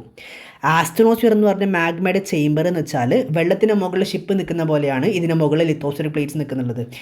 മാഗ്മയുടെ ചേമ്പറിൽ അനക്കം വരുമ്പോൾ ലിത്തോസ്ഫെറിക് പ്ലേറ്റ്സിൽ അനക്കം വരും. അപ്പോഴാണ് ഭൂമി കുലുക്കം ഉണ്ടാകുന്നത്. അത് നല്ല രീതിയിൽ വരുമ്പോഴാണ് ഈ പ്ലേറ്റിന് മൂവ്മെൻറ്റ് വന്നത്. അതൊരു പാർട്ടിൽ നിന്ന് റിഫ്റ്റായി മുറിഞ്ഞ് മറ്റൊരു പാർട്ടിലേക്ക് ഡ്രിഫ്റ്റ് ആയിക്കൊണ്ട് പോകുന്നത്. ഇമാജിൻ ഒരു ഷിപ്പിനെ വെള്ളം ഇങ്ങനെ വലിച്ച് കൊണ്ടുപോകുന്ന ആലോചിച്ച് നോക്ക്. അതേപോലെ ആസ്ട്രോസ്ഫിയർ എന്ന് പറഞ്ഞ ചേമ്പർ ഇങ്ങനെ വലിച്ച് ലിത്തോസ്ഫെറിക് പ്ലേറ്റ്സിനെ കൊണ്ടുപോകുന്നത് അപ്പോൾ കോണ്ടിനെൻറ്റും പോകും. കാരണം കോണ്ടിനെൻറ്റ് ഈ പ്ലേറ്റിൻ്റെ മുകളിലാണ് നമ്മൾ നിൽക്കുന്നുള്ളത്. ആ പ്ലേറ്റിൽ മൂവ്മെൻറ്റ് വരുമ്പോൾ കോണ്ടിനെൻറ്റിൽ എന്തായാലും മൂവ്മെൻറ്റ് വരുമല്ലോ. അതാണ് ഇങ്ങനെ പല സ്ഥലത്തും മുറിഞ്ഞു പോകുന്നത്, നിങ്ങൾ ന്യൂസിലൊക്കെ കാണുന്ന പോലെ. അയ്യോ, ഇത്രയും പറയുമ്പോൾ 30 മിനിറ്റ് ആയിട്ടുണ്ട്. So which are the forces that move the എർത്തിൻ്റെ ക്രസ്റ്റ് മൂവ് ചെയ്യുന്നത് ഈ പറഞ്ഞ ഫോഴ്സസ് കാരണമാണ്, കൺവെൻഷണൽ കറണ്ട് ഫോഴ്സൊക്കെ കാരണമാണ്. പ്ലേറ്റ് ടെക്ടോണിക്സ് ഈ മൊത്തം കാര്യത്തെ പറയപ്പെടുന്നത്. ഈ നോട്ട് ഞാൻ ഡീറ്റെയിൽ ആയിട്ട് വാട്സപ്പ് ഗ്രൂപ്പിലും ടെലിഗ്രാം ചാനലിലിടാം, അവിടെ ജോയിൻ ചെയ്യുക. ലിങ്ക് ഡിസ്ക്രിപ്ഷൻ ബോക്സിലുണ്ട്. According to the theory of continental drift, Kiruna was once located at much lower latitude closer to the equator. As a continent drifted apart, Kiruna moved to its current location at a higher latitude. ആദ്യം Kiruna lower ലാറ്റിറ്റ്യൂഡിൽ ഉണ്ടായിരുന്നത്. ഇങ്ങനെയുള്ള ആസ്ട്രോണോസൽ movement വന്നു, പ്ലേറ്റിൽ movement വന്നു, അതിനുശേഷം അത് drift ആയിട്ടാണ് അത് ഹയർ ലാറ്റിറ്റ്യൂഡിൽ ഇപ്പോൾ ഇവിടെ വന്ന് നിൽക്കുന്നുള്ളത്.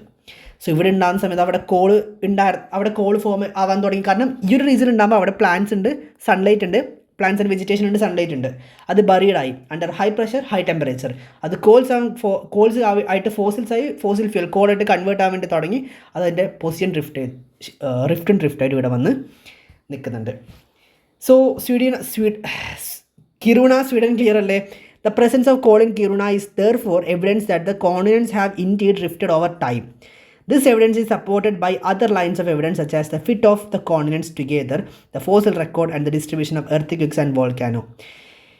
ഇത് പിന്നെയും സപ്പോർട്ട് ചെയ്യുന്ന കുറച്ച് തിയറീസ് ഉണ്ട്. അതൊന്ന് ജിഗ്സോഫിറ്റ് തിയറിയാണ്, ജിഗ്സോഫിറ്റ് തിയറി.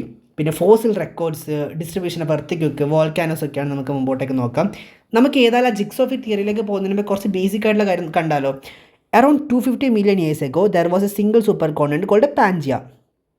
250 million വർഷങ്ങൾക്ക് മുമ്പ്. ഈ മില്യൺ ക്രോഴ്സിലേക്ക് എങ്ങനെ കൺവേർട്ട് ചെയ്യുക? 1 million എന്ന് വെച്ചാൽ 10 ലക്ഷം, 10 million എന്ന് വെച്ചാൽ 1 കോടി. ക്ലിയർ അല്ലേ? അപ്പോൾ 20 million എന്ന് വെച്ചാൽ 20 കോടി, 25 million എന്ന് വെച്ചാൽ 25 കോടി. ഏകദേശം 25 കോടി വർഷങ്ങൾക്ക് മുൻപ് ഒറ്റൊരു സിംഗിൾ സൂപ്പർ കോണ്ടിനെൻ്റ് ഉണ്ടായിരുന്നത്. ഇതിൻ്റെ പേരാണ് Pangaea. Okay, surrounded by a water body called as Panthalassa. ഇത് വാട്ടർ ബോഡിയാണ് പാൻതാലാസ. ഇതിനെ സറൗണ്ട് ചെയ്തിട്ടുണ്ട്. സിംഗിൾ സൂപ്പർ കോണ്ടിനെൻ്റ് ആണ് Pangaea. Due to some forces, ചില ഫോഴ്സസ് കാരണം, നമ്മളിപ്പോൾ പറഞ്ഞ പ്ലേറ്റ് ടെക്ടോണിക്സ് ആണ്, അത് മുമ്പോട്ടേക്ക് നോക്കാം. Due to some forces Pangaea began to drift apart. ചില ഫോഴ്സസ് കാരണം പാൻജിയ റിഫ്റ്റായി എന്ന് വെച്ചാൽ 2 ഭാഗമായിട്ട് മുറിഞ്ഞു പോയി.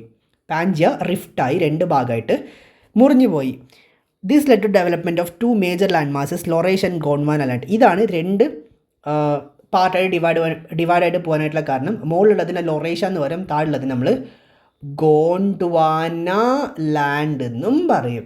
ഇത് ആക്ച്വലി സദേൺ ഹെമിസ്ഫിയർ ആണ്, ഇത് ഇക്വേറ്റർ ആണ്, ഇത് നോർത്തേൺ ഹെമിസ്ഫിയർ ആണ്. ക്ലിയർ ആണല്ലോ എല്ലാം? Okay, Laurasia further rifted to form. ഞാൻ പറഞ്ഞുതരാം. ആദ്യം കുറച്ച് ഷോർട്ടാക്കി വരയ്ക്കുന്നത് നല്ലതെന്ന് തോന്നുന്നു. Okay fine. need 3 circles. 1 2 3. Pangaea, Laurasia, Gondwana. Okay fine, ഇത് മതി. So just a second. Okay fine, just a second. ശാസ്ത്രത്തിൻ്റെ ഒരു വളർച്ചയെ. സോ ആദ്യം ഇതൊരു സിംഗിൾ സൂപ്പർ കോണ്ടിനെൻ്റ് ആയിരുന്നു. സിംഗിൾ സൂപ്പർ കോണ്ടിനെൻ്റിൻ്റെ പേര് Pangaea, surrounded by a water body called as Panthalassa. Clear ആണല്ലോ? Due to some forces, plate tectonics കാരണം ഇത് 2ആയിട്ട് മുറിഞ്ഞു പോയി. മുകളിലുള്ളതിനെ പറഞ്ഞ പേരാണ് ലൊറേഷ്യ, താഴെയുള്ളതിനെ പറഞ്ഞ പേരാണ് ഗോണ്ട്വാന ലാൻഡ്. ഓക്കെ, ഇത് ഇക്വേറ്റർ, ഇത് നോർത്തേൺ ഹെമിസ്ഫിയർ. മുകളിലുള്ളതിനെ നോർത്തേൺ ഹെമിസ്ഫിയർ എന്ന് പറയും, താഴെയുള്ളതിന് സദേൺ ഹെമിസ്ഫിയർ എന്ന് പറയും. ഇത് നോർത്തേൺ പോൾ, ഇത് സദേൺ പോൾ. ക്ലിയർ ആണല്ലോ? ഇത് വീണ്ടും എന്തായിട്ട് പോയി? മുറിഞ്ഞുപോയി. ലൊറേഷ്യ ഫെർദർ റിഫ്റ്റഡ് ടു ഫോം. റിഫ്റ്റഡ് എന്ന് വെച്ചാൽ മുറിഞ്ഞു പോവുക, ഡ്രിഫ്റ്റഡ് എന്ന് വെച്ചാൽ ഒരു പാർട്ടിൽ മറ്റൊരു പാർട്ടിലേക്ക് പോവുക. Laurasia further rifted to form North America. Laurasia വീണ്ടും മുറിഞ്ഞു പോയി, ഒരു പാർട്ട് എന്തായി? നോർത്ത് അമേരിക്കയായി. ഞാൻ എക്സാക്ട്ലി ഒന്നും വരക്കുന്നില്ല. എക്സാക്ട്ലി വരക്കുകയാണെങ്കിൽ നല്ല കഷ്ടപ്പാടാം. കാരണം ഈ ഒരു കുഞ്ഞ് ഫിഗറിൽ വരക്കാമെന്ന് വെച്ചാൽ നല്ല കഷ്ടപ്പാടാം. ഏകദേശം ഞാൻ ഷോർട്ടായിട്ട് ഇങ്ങനെ വരച്ചിട്ടുണ്ട്. Okay, north America, okay, southern hemisphere, അതിനുശേഷം ഞാൻ പറഞ്ഞുതരാം. നോർത്ത് അമേരിക്ക, യൂറോപ്പ്, ഏഷ്യ, താഴെയുള്ള ഗോണ്ട്വാന ലാൻഡ് അതിനുശേഷം എന്തായി വീണ്ടും മുറിഞ്ഞു പോയി. സൗത്ത് അമേരിക്ക, അതിനുശേഷം ആഫ്രിക്ക, ശേഷം അന്റാർട്ടിക്ക, ശേഷം ഇന്ത്യ, പിന്നെ ഓസ്ട്രേലിയ. അന്റാർട്ടിക്ക, ഓസ്ട്രേലിയ, ഇതാണ് ഓസ്ട്രേലിയ, ഇത് അന്റാർട്ടിക്ക, ഇത് ഇന്ത്യ, ഇത് ആഫ്രിക്ക, ഇത് സൗത്ത് അമേരിക്ക, ഇത് Europe and Asia, north America. നിങ്ങൾക്കിപ്പോൾ വരാൻ സാധ്യതയുള്ള കൺഫ്യൂഷൻ, ഇന്ത്യ എങ്ങനെ ആഫ്രിക്കയുടെ അടുത്തായെന്നല്ലേ? ഇത് ആഫ്രിക്കയാണ്, ആഫ്രിക്ക. ഇന്ത്യ എങ്ങനെ ആഫ്രിക്കയുടെ അടുത്തായത്? ഇന്ത്യ ആക്ച്വലി നമ്മുടെ ഏഷ്യയുടെ പാർട്ടല്ലേ? ഇന്ത്യ ഏഷ്യയുടെ പാർട്ടല്ലേ? ലൈക്ക് ഇന്ത്യ എന്ന് വെച്ചാൽ അത് ഏഷ്യയിലാണ് ഉള്ളത്. സോ ഇന്ത്യ എന്ന് വെച്ചാൽ അതൊരു ഏഷ്യൻ പാർട്ടാണ്. പിന്നെ എങ്ങനെ അത് ആഫ്രിക്കയുടെ അടുത്തായി? ഞാൻ പറഞ്ഞുതരാം. പണ്ട് ആഫ്രിക്കയും ഇന്ത്യയും കണക്റ്റഡ് ആയിരുന്നു. ആഫ്രിക്കയും ഇന്ത്യയും കണക്റ്റഡ് ആയിരുന്നു. ഇന്ത്യ സദേൺ, ഇത് Australia, Antarctica, south America. India actually പണ്ട് സദേൺ ഹെമിസ്ഫിയറിൽ ഉണ്ടായിരുന്നത്. ഓക്കെ, വീണ്ടും ഇത് മുറിഞ്ഞു. ഡ്രിഫ്റ്റായിട്ടാണ് ഇന്ത്യ ഏഷ്യയുമായിട്ട് വന്നിട്ട് കൊളൈഡായത്. ഇന്ത്യ മാത്രമാണ് ലയൺ, ടൈഗർ, ചീറ്റ മൂന്നുള്ള വളരെ റയറായിട്ടുള്ള കൺട്രീസിലൊന്നാണ് ഇന്ത്യ. നിങ്ങൾക്ക് തോന്നുന്നുണ്ട് അപ്പോൾ ചീറ്റ ഇന്ത്യയിൽ നിന്ന് നമീബിയ എന്നൊക്കെ കൊണ്ടുവന്നതല്ലേ? 1961 വരെ ഇന്ത്യയിൽ ചീറ്റാസ് ആക്ച്വലി ഉണ്ടായിരുന്നു. ബ്രിട്ടീഷേഴ്സിൻ്റെ ഒക്കെ ഹണ്ടിങ് ആക്ടിവിറ്റി കാരണമാണ് ചീറ്റ ഇന്ത്യയിൽ ആക്ച്വലി ഇല്ലാത്തൊരു സിറ്റുവേഷനിലേക്ക് എത്തിയത്. ഇന്ത്യയിൽ ചീറ്റാസ് 1961 വരെ ഉണ്ടായിരുന്നു. ബ്രിട്ടീഷേഴ്സ് ഹണ്ട് ചെയ്തിട്ടാണ് അതിന് നമ്പേഴ്സ് കുറഞ്ഞ അബ്സല്യൂട്ട്ലി 0 ലെവലിലേക്ക് അത് പിന്നെ എത്തുന്നുള്ളത്. ഓക്കെ, 1961 വരെ ഇന്ത്യയിൽ ടൈഗർ, ചീറ്റ, ലയൺ 3 ഉണ്ടായിരുന്നു. 1912 ആൽഫ്രഡ് വെഗ്നർ തിയറി പുറത്തു കൊണ്ടുവന്നത്. ടൈഗർ, ചീറ്റ, ലയൺ 3 ഇന്ത്യയിൽ ഉണ്ടായിരുന്നു ആ സമയത്ത്. ബ്രിട്ടീഷേഴ്സിൻ്റെ ഹണ്ടിങ് ആക്ടിവിറ്റി കാരണമാണ് 1961 ചീറ്റാസ് ഇന്ത്യയിൽ നിന്ന് കംപ്ലീറ്റ്ലി എക്സ്റ്റെൻഡ് ആയിട്ട് പോയത്. നിങ്ങൾക്ക് എവിടെ വേണമെങ്കിലും ഗൂഗിളിൽ പോയിട്ട് സെർച്ച് ചെയ്ത് നോക്കാം, നിങ്ങൾക്ക് അതിന് ഇൻഫർമേഷൻസ് ആക്ച്വലി കിട്ടും. ഓക്കെ, സോ 1961 വരെ ഇന്ത്യയിൽ ചീറ്റ, ലയൺ, ടൈഗർ 3 വളരെ റയറായിട്ടുള്ള കൺട്രീസിലൊന്നായിരുന്നു ഇന്ത്യ. അതിൻ്റെ റീസൺ എന്താ? ആഫ്രിക്കയുടെ ഒന്നിച്ച് ഇന്ത്യ ഉണ്ടായിരുന്ന സമയത്ത് ഇന്ത്യയിൽ ലയണും വന്നു, ചീറ്റയും വന്നു. ഏഷ്യയുമായിട്ട് കൊളൈഡ് ചെയ്ത സമയത്ത് ഇന്ത്യയിൽ ടൈഗർ വന്നു. സോ ചീറ്റ, ടൈഗർ, ലയൺ ഇന്ത്യയിൽ 3 വരുന്നൊരു സിറ്റുവേഷനിലേക്ക് എത്തി. നിങ്ങൾ ചിന്തിച്ച് നോക്കുക, ഇന്ത്യ സദേൺ ഹെമിസ്ഫിയറിൽ ഉണ്ടായിരുന്നത്, ശേഷമാണ് അത് നോർത്തേൺ ഹെമിസ്ഫിയറിലേക്ക് വന്നിട്ട് ഏഷ്യയുമായിട്ട് ജോയിൻ ചെയ്തത്. ഇവിടെയുള്ള ആഫ്രിക്ക വീണ്ടും മുകളിലേക്ക് വന്നിട്ട് ഇക്വേറ്ററിൻ്റെ അടുത്തേക്ക് എത്തി. അതുകൊണ്ട് അവിടെ എക്സ്ട്രീംലി ചൂടായി. ഇവിടെ ഞാൻ പറഞ്ഞു, ഇത് ഇൻസോലേഷൻ വെച്ച് നോക്കുകയാണെങ്കിൽ ഇക്വേറ്ററിൽ ഏറ്റവും അധികം സൺലൈറ്റ് ഹിറ്റ് ചെയ്യുന്നത്, ശേഷം ഹിറ്റ് ചെയ്യുന്ന 2 റീജിയനാണ് ഇത്.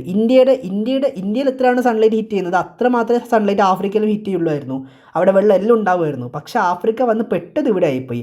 ആഫ്രിക്ക വന്ന് ഇക്വേറ്ററിൽ പെട്ടു, ഇന്ത്യ വന്നിട്ട് നോർത്ത് ടെമ്പറേറ്റ് സോണിൽ പെട്ടു. എന്ന് വെച്ചാൽ ഇത് ഇക്വേറ്ററാണ്, ഇത് നോർത്ത് ടെമ്പറേറ്റ് സോൺ, ഇത് സൗത്ത് ടെമ്പറേറ്റ് സോൺ, ഇത് നോർത്തേൺ പോൾ, ഇത് സദേൺ പോൾ. ഇതിൽ actually northern pole, southern pole ഭയങ്കര ഡിഫിക്കൽട്ട്, അവിടെ സൺലൈറ്റേ ഇല്ല. ഇതാണ് നമുക്ക് താമസിക്കാൻ ഏറ്റവും അനുയോജ്യമായിട്ടുള്ള സ്ഥലം. കാരണം ആവശ്യത്തിന് വെയിലുള്ളൂ, അനാവശ്യമായിട്ട് നമുക്കിങ്ങനെ ചുട്ടുപൊള്ളുന്ന വെയിലൊന്നുമില്ല. വെള്ളമുണ്ട്, വെയിലുണ്ട്, എല്ലാം ഉണ്ട് നമുക്ക് പ്രോപ്പറായിട്ട്. ഈ ഒരു റീസൺ അത്രയും ഡിഫിക്കൽട്ട് സർവൈവ് ചെയ്യും. കാരണം ഇവിടെ അത്രയും സൺലൈറ്റ് കിട്ടുന്നതുകൊണ്ട് തന്നെ അവിടെ വെള്ളമൊക്കെ ഇങ്ങനെ കത്തിപ്പോവും. എന്ന് വെച്ചാൽ അവിടെ ഭയങ്കര ഡ്രഫ്റ്റാണ്.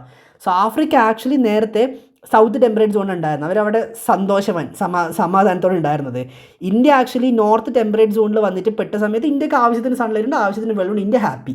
പക്ഷേ ആഫ്രിക്ക ഇവിടെ നിന്ന് വന്ന് പെട്ടുപോയത് ഇക്വേറ്ററിലായിപ്പോയി. അതുകൊണ്ട് അവർക്ക് അവിടെ ഇത്രയും സൺലൈറ്റ് ഹിറ്റ് ചെയ്യുന്ന സിറ്റുവേഷനിലേക്ക് അവരെത്തി. എനിവേ, ഇൻ ഷോർട്ട് ഞാൻ പറയാൻ ആഗ്രഹിക്കുന്നത്, Laurasia actually North America, Europe and Asia ആയിട്ട് മാറി. Gondwana land South America, Africa, India, Australia, Antarctica ആയിട്ട് മാറി. ഇന്ത്യ വീണ്ടും ഡ്രിഫ്റ്റ് ചെയ്ത് നോർത്തിലേക്ക്. ഇന്ത്യ ആക്ച്വലി സദേൺ ഹെമിസ്ഫിയറിൽ നിന്ന് ഡ്രിഫ്റ്റ് ചെയ്തിട്ട് നോർത്തേൺ ഹെമിസ്ഫിയറിൽ ഏഷ്യയുമായിട്ട് വന്ന് കൊളൈഡ് ചെയ്തു. 2 കോണ്ടിനെൻറ്റ്സ് അങ്ങോട്ടും ഇങ്ങോട്ടും ഹിറ്റ് ചെയ്യുന്ന സമയത്താണ് മൗണ്ടെയിൻസ് ഫോം ആവുന്നത്. നേരത്തെ പറഞ്ഞ പ്ലേറ്റ് ടെക്ടോണിക്സ് അഗെയിൻ അതിലേക്കാണ് തിരിച്ചത്. എനിക്ക് ഇങ്ങനെ ആക്ച്വലി പറഞ്ഞുകൊണ്ടിരിക്കുമ്പോൾ എൻ്റെ തൊണ്ട വറ്റിപ്പോകുന്നുണ്ട്. പക്ഷേ കുഴപ്പമില്ല, നിങ്ങൾക്ക് എത്ര പറഞ്ഞാലും ഒരു കുഴപ്പമില്ല. നമുക്ക് ടൈം എടുത്ത് പതുക്കെ പഠിച്ച് മുമ്പോട്ടേക്ക് വരാം. ഈ ആസ്ട്രോസ്ഫിയറിനെ കുറിച്ച് ഞാൻ പറഞ്ഞില്ലേ, എന്ന് വെച്ചാൽ ഇവിടെ നിങ്ങൾ നോക്കുക, ഇങ്ങോട്ടേക്കുമാണ് ആസ്ട്രോസ്ഫിയറിൻ്റെ ഡയറക്ഷൻ എങ്കിൽ, അതായത് ഇവിടെ ചൂടായിട്ടുള്ള മാഗ്മ ഈ ഡയറക്ഷനിൽ ഇങ്ങനെ മുകളിലുള്ള തണുപ്പ് താഴേക്ക് വരുന്നുണ്ട്.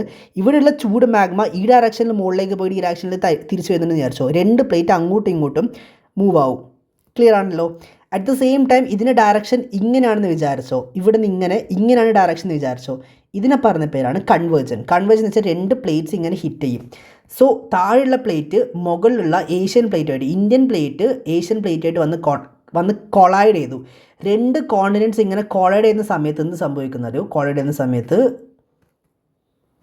അവിടെ ഫോൾട്ടഡ് മൗണ്ടെയിൻ വരും. ഫോൾട്ടഡ് മൗണ്ടെയിൻ. അങ്ങനെയാണ് ഹിമാലയാസ് ഫോം ആയത്. ഇതിനെക്കുറിച്ച് ഡീറ്റെയിൽ ആയിട്ട് ഞാൻ പ്ലേറ്റ് ടെക്ടോണിക്സിൽ നിങ്ങൾക്ക് പറഞ്ഞുതരാം. അത് വരെ ഒന്ന് വെയിറ്റ് ചെയ്യുക. ഞാൻ ഡീറ്റെയിൽ ആയിട്ട് നിങ്ങൾക്ക് പ്ലേറ്റ് ടെക്ടോണിക്സിൽ പറഞ്ഞുതരാം. എന്ന് വെച്ചാൽ ഞാൻ ഡീറ്റെയിൽ ആയിട്ട് അത് പറഞ്ഞുതരാം. ആ ഒരു സമയത്തേക്ക് എത്തുന്ന സമയത്ത് അതുവരെ ഒന്ന് വെയിറ്റ് ചെയ്യുക. ഇത് 2 പ്ലേറ്റ്സ് ആണ്. Okay, 2 plate. ഇതൊക്കെ വേറെ വേറെ പ്ലേറ്റ്സാണ്.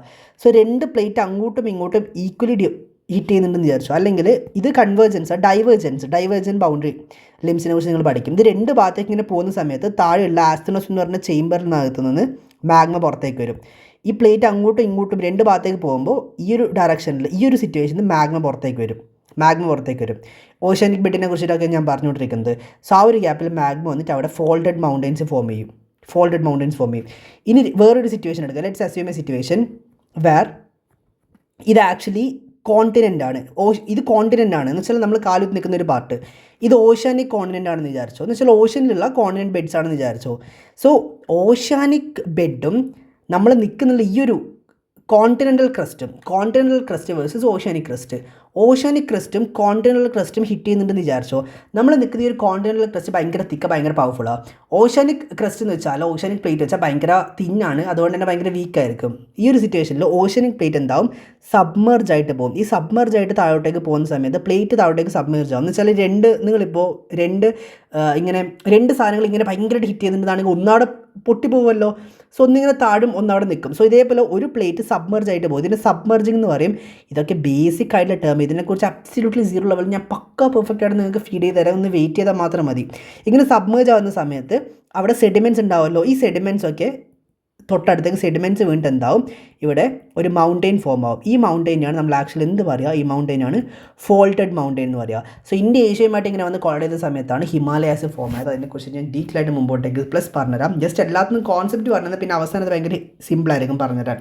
ഇനി നമ്മൾ കോണ്ടിനെൻ്റൽ ഡ്രിഫ്റ്റ് തിയറിയുടെ ആൽഫ്രഡ് വിഗ്നർ പറഞ്ഞിട്ടുള്ള എവിഡൻസിലേക്ക് പോകുന്നത്. Number 1, jigs of it theory. Jigs of it theory വെച്ചാൽ പസിലാണ് ആക്ച്വലി. എന്ന് വെച്ചാൽ ഇമാജിൻ എ സിറ്റുവേഷൻ. ഇതൊരു പസിലാണല്ലോ. Just a second. ഇത് രണ്ടും ഇങ്ങനെ കണക്ട് ചെയ്യാൻ പറ്റും. ഓക്കെ, സോ ഇദ്ദേഹം നോക്കുന്ന സമയത്ത് നോർത്ത് അമേരിക്ക ഏഷ്യയുമായിട്ട് കണക്ട് ചെയ്യാൻ പറ്റുന്നുണ്ട്. അതേപോലെ സൗത്ത് അമേരിക്കയും ആഫ്രിക്കയായിട്ട് കണക്ട് ചെയ്യാൻ പറ്റുന്നുണ്ട്. ഇദ്ദേഹം നോക്കുമ്പോൾ പസിൽ പോലെ കണക്ട് ചെയ്യാൻ പറ്റുന്നുണ്ട്. സോ അതൊരു റിയാലിറ്റിയാണ്. So the fit of the continent together is one of the strongest piece of evidence for the theory of continental drift. 2 continent ഇങ്ങനെ പെർഫെക്റ്റ്ലി പസിൽ പോലെ വന്ന് കൊളൈഡ് ആവുന്നുണ്ടെന്ന് വിചാരിച്ചോ. പസിൽ പോലെ പെർഫെക്റ്റ്ലി 2 കോണ്ടിനെൻറ്റ്സ് ഇങ്ങനെ വരുന്നുണ്ടെന്നാണെങ്കിൽ അതിനർത്ഥം 2 മുറിഞ്ഞു പോയെന്നല്ലേ. ഇപ്പോൾ ഇത് ഒറ്റ വാടിയാണ്. ഇതിങ്ങനെ മുറിഞ്ഞു പോയെന്ന് വിചാരിച്ചോ. ഇത് മുറിഞ്ഞു വന്ന സമയത്ത് ഇങ്ങനെയാണുള്ളതാണെങ്കിൽ ഇത് കണക്ട് ആവുമല്ലോ. സോ അങ്ങനെ ഇവിടെയുള്ള നോർത്ത് അമേരിക്ക പ്ലസ് ഇവിടെയുള്ള ഏഷ്യ, യൂറോപ്പൊക്കെ കണക്ട് ആവുന്നുണ്ട്. സൗത്ത് അമേരിക്ക, ആഫ്രിക്ക കണക്ട് ആവുന്നുണ്ട്. അതാണ് ഒന്നാമത്തെ evidence. The bulge of Brazil, South America seems to fit to the Gulf of Guinea, Africa. ഞാൻ പറഞ്ഞു ഇവിടെയാണ് സൗത്ത് അമേരിക്ക ഉള്ളത്, ഇവിടെയാണ് ആഫ്രിക്ക ഉള്ളത്. രണ്ടും ബൾജ് ഓഫ് ബ്രസീലും ഗുനിയ ഓഫ് ആഫ്രിക്കയും കണക്ട് ആവുന്നുണ്ട്. പ്ലസ് വേറൊരു കാര്യമുണ്ട്. ഇവിടെ പ്ലേസഡ് ഡെപ്പോസിറ്റ് എന്ന് പറയും. പ്ലേസഡ് ഡെപ്പോസിറ്റ് എന്ന് വെച്ചാൽ ഞാൻ പറഞ്ഞുതരാം. ഇതാണ് ഗൾഫ് ഓഫ് ഗുനിയ. ഇത് ബ്രസീലാണ് ആക്ച്വലി. ഇത് ബൾജ് ഓഫ് ബ്രസീലാണ്, South America. So bulge of Brazil, South America. ബ്രസീലിൽ ആക്ച്വലി നല്ല രീതിയിൽ ഗോൾഡ് ഡെപ്പോസിറ്റ്സ് ഉണ്ട്. ആഫ്രിക്കയിൽ എന്ന് വെച്ചാൽ ഒരു കാരണവശാലും ഗോൾഡ് ഡെപ്പോസിറ്റ്സ് ഉണ്ടാവില്ല. ഓക്കെ, പക്ഷേ ആഫ്രിക്കയിലെ ഒരു റീജിയനിൽ നിന്ന് നല്ല രീതിയിൽ ഗോൾഡ് ഡെപ്പോസിറ്റ് കിട്ടി. അതിന് റീസൺ എന്താ അറിയോ? നേരത്തെ ഇത് രണ്ടും ഒന്നായിരുന്നു.